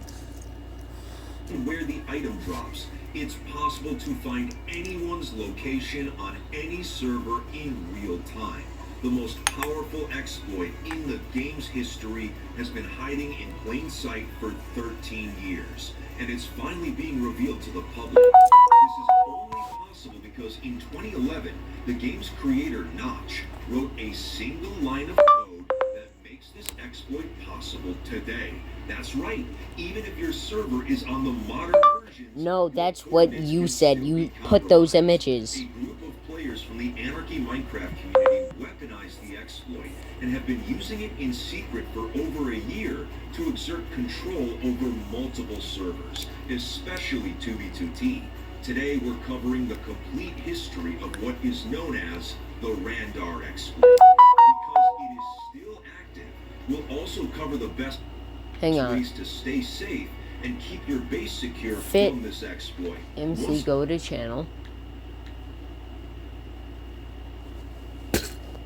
For the past 15 years, the oldest Anarchy server in Minecraft has seen the rise of builders, griefers, explorers, and players that push the game to the absolute limits.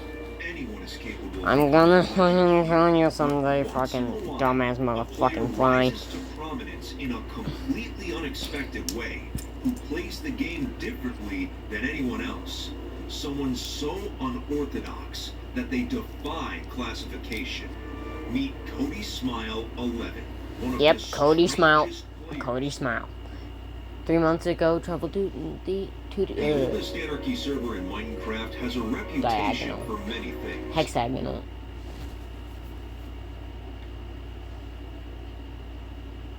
Minecraft spawner exploit devastating to the no shit.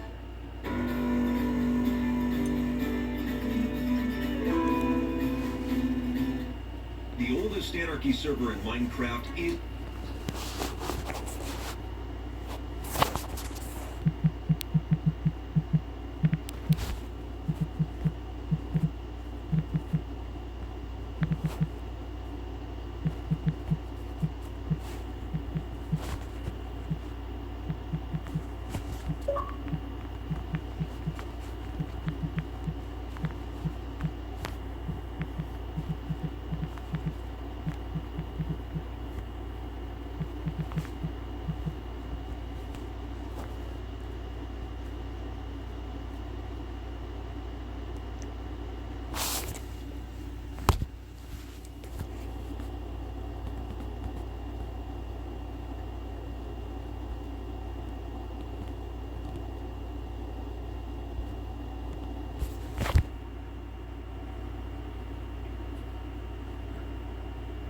panicking right now.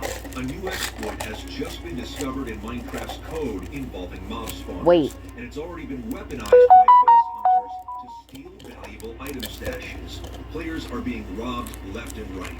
What has long been considered the most reliable method of keeping items safe is now completely obsolete, and it's all because of one person's shocking discovery. Many of the hunters using this Do I have exploit a... are targeting item shops specifically, which sell gear No, on I don't have an servers image for of it. real All I have money. is the image of an These shops are fucking potentially losing NCS. thousands of dollars at this point. Even longtime players have been caught off guard by Cringe. this exploit, myself included, Cringe. because it changes everything we thought we knew about hiding things on Anarchy servers. So let's get right into it today. What is the exploit, how does it work, and how can you protect yourself? To understand why it's so destructive, I need to give you some backstory. For the longest time, the safest way to hide valuables on Anarchy servers was to put them in naturally generated chests, specifically the ones found in dungeons and mine shafts. There's a couple reasons why it's so effective. First is that stash hunters are looking for things that are not natural. If even a single block is out of place, they can see it with visual indicators and then investigate. Why the fuck did you say for me to...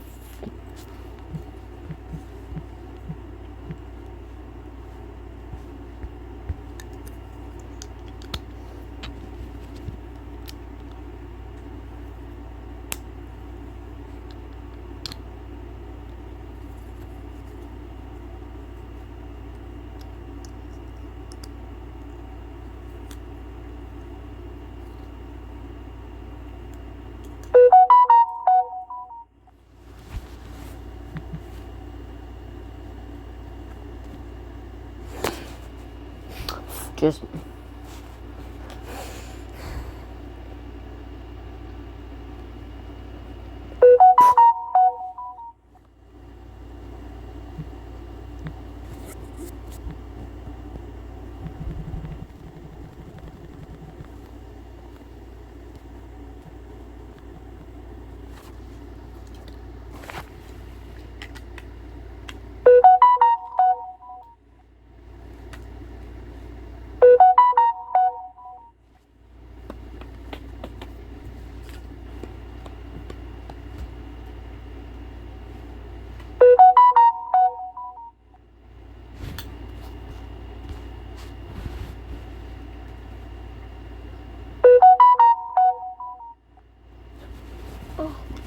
Oh, God.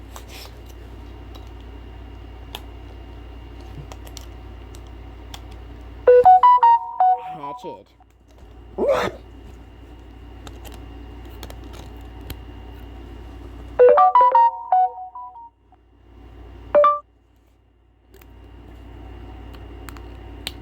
Nah, you guys won't die. Won't die.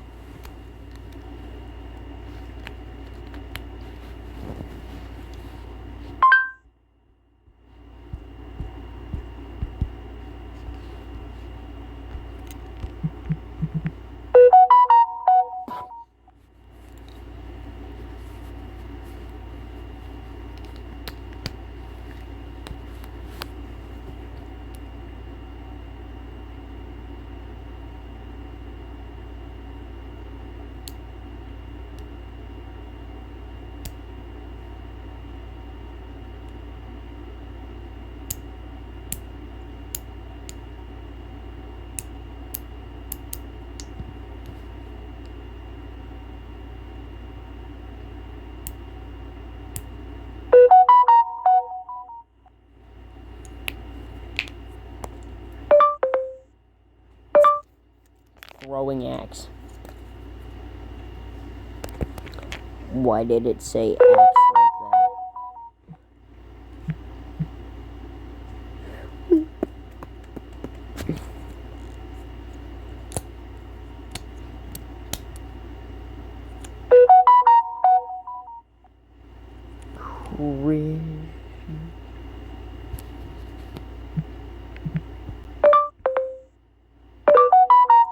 Yeah, well, I do my intro at the end of the video. And also I give them the option to...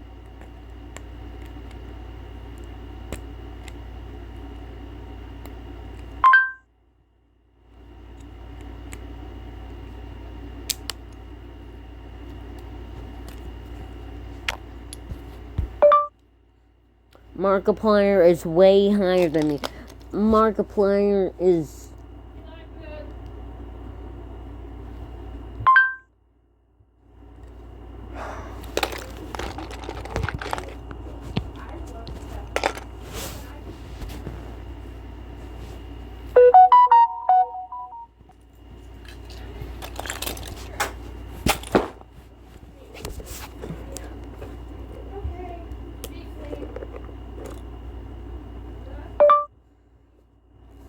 way better at YouTubering than me.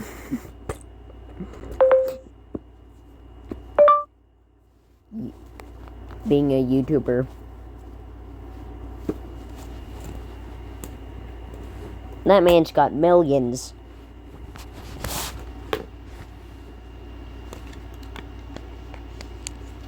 And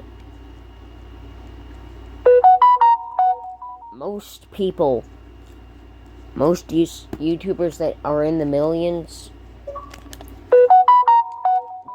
didn't even take that long. I'm probably gonna take like 20 years.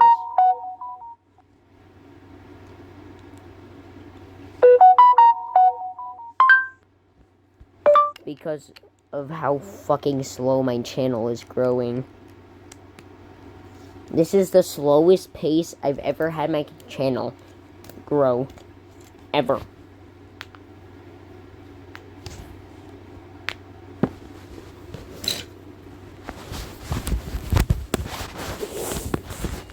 I'll be right back, guys.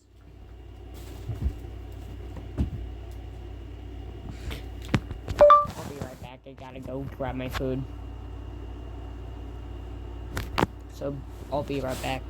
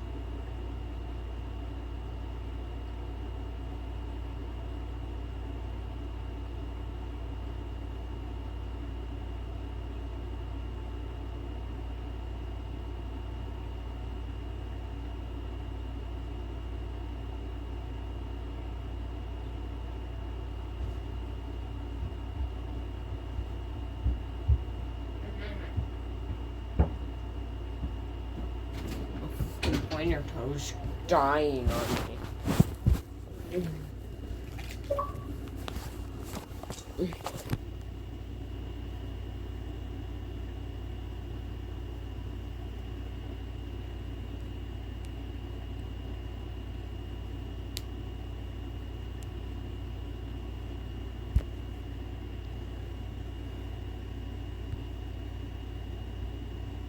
Okay, back.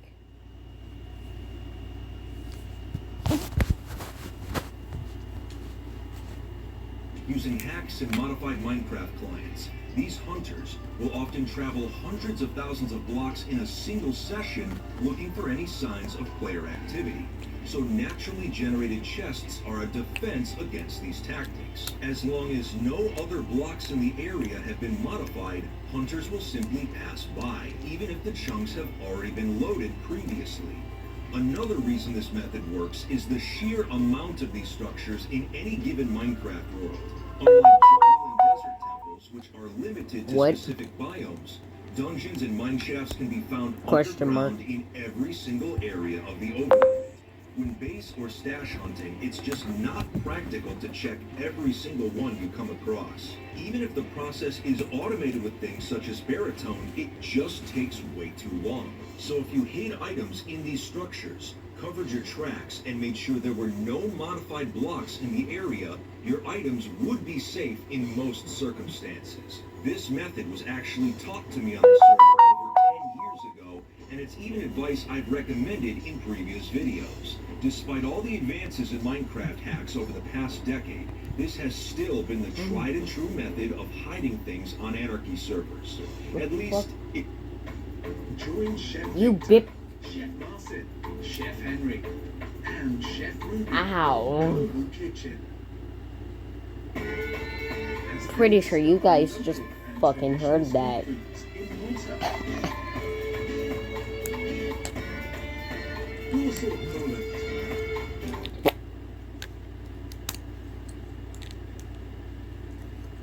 It was until 1 week ago when everything changed. Meet technical Minecrafter Ezeanol, who is considered one of the best stash hunters currently in the Anarchy community.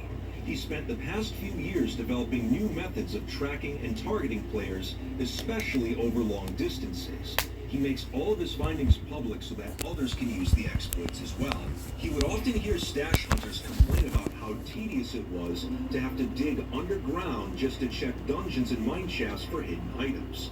And with many travel exploits such as elytra hacks constantly being nerfed, hunters are always looking for new methods that can save them time, knowing firsthand how tedious base and stash hunting could be. Ezeanol began wondering if there was an easier way to check these structures without having to go all the way down to them. He began looking through the game's code to see if there were any vulnerabilities, specifically involving mob spawners, as this If I is just, something that you can know, be found in both of the grabbed all structures. 3x3, While reading over the fucking code involving the 3x2s. actual spawning of mobs, he made a shocking discovery hiding in plain sight. A simple line of code that, for most servers, was worthless, but for 2v2t would be devastating. When a player gets within 16 blocks of a spawner, it activates and monsters start to appear. When this happens, a hidden number value begins to rise, going from 0 all the way to 200. Once it reaches 200, it loops back to 0 and the count begins again. This function is called spawn delay, and it's what prevents too many mobs from appearing around the player at the same time.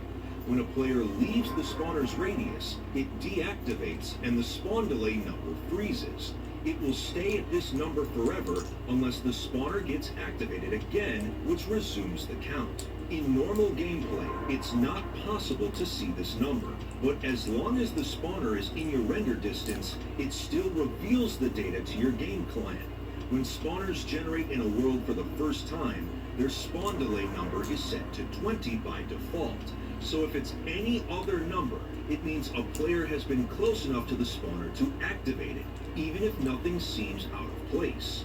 After making this realization, Ezeanol designed a hack module that would read the numbers of all spawners in render distance, and if they came back as anything other than 20, it would notify him both in chat and visually with a large box that could be seen through the ground. His hack could now identify player activity near spawners with 99% accuracy.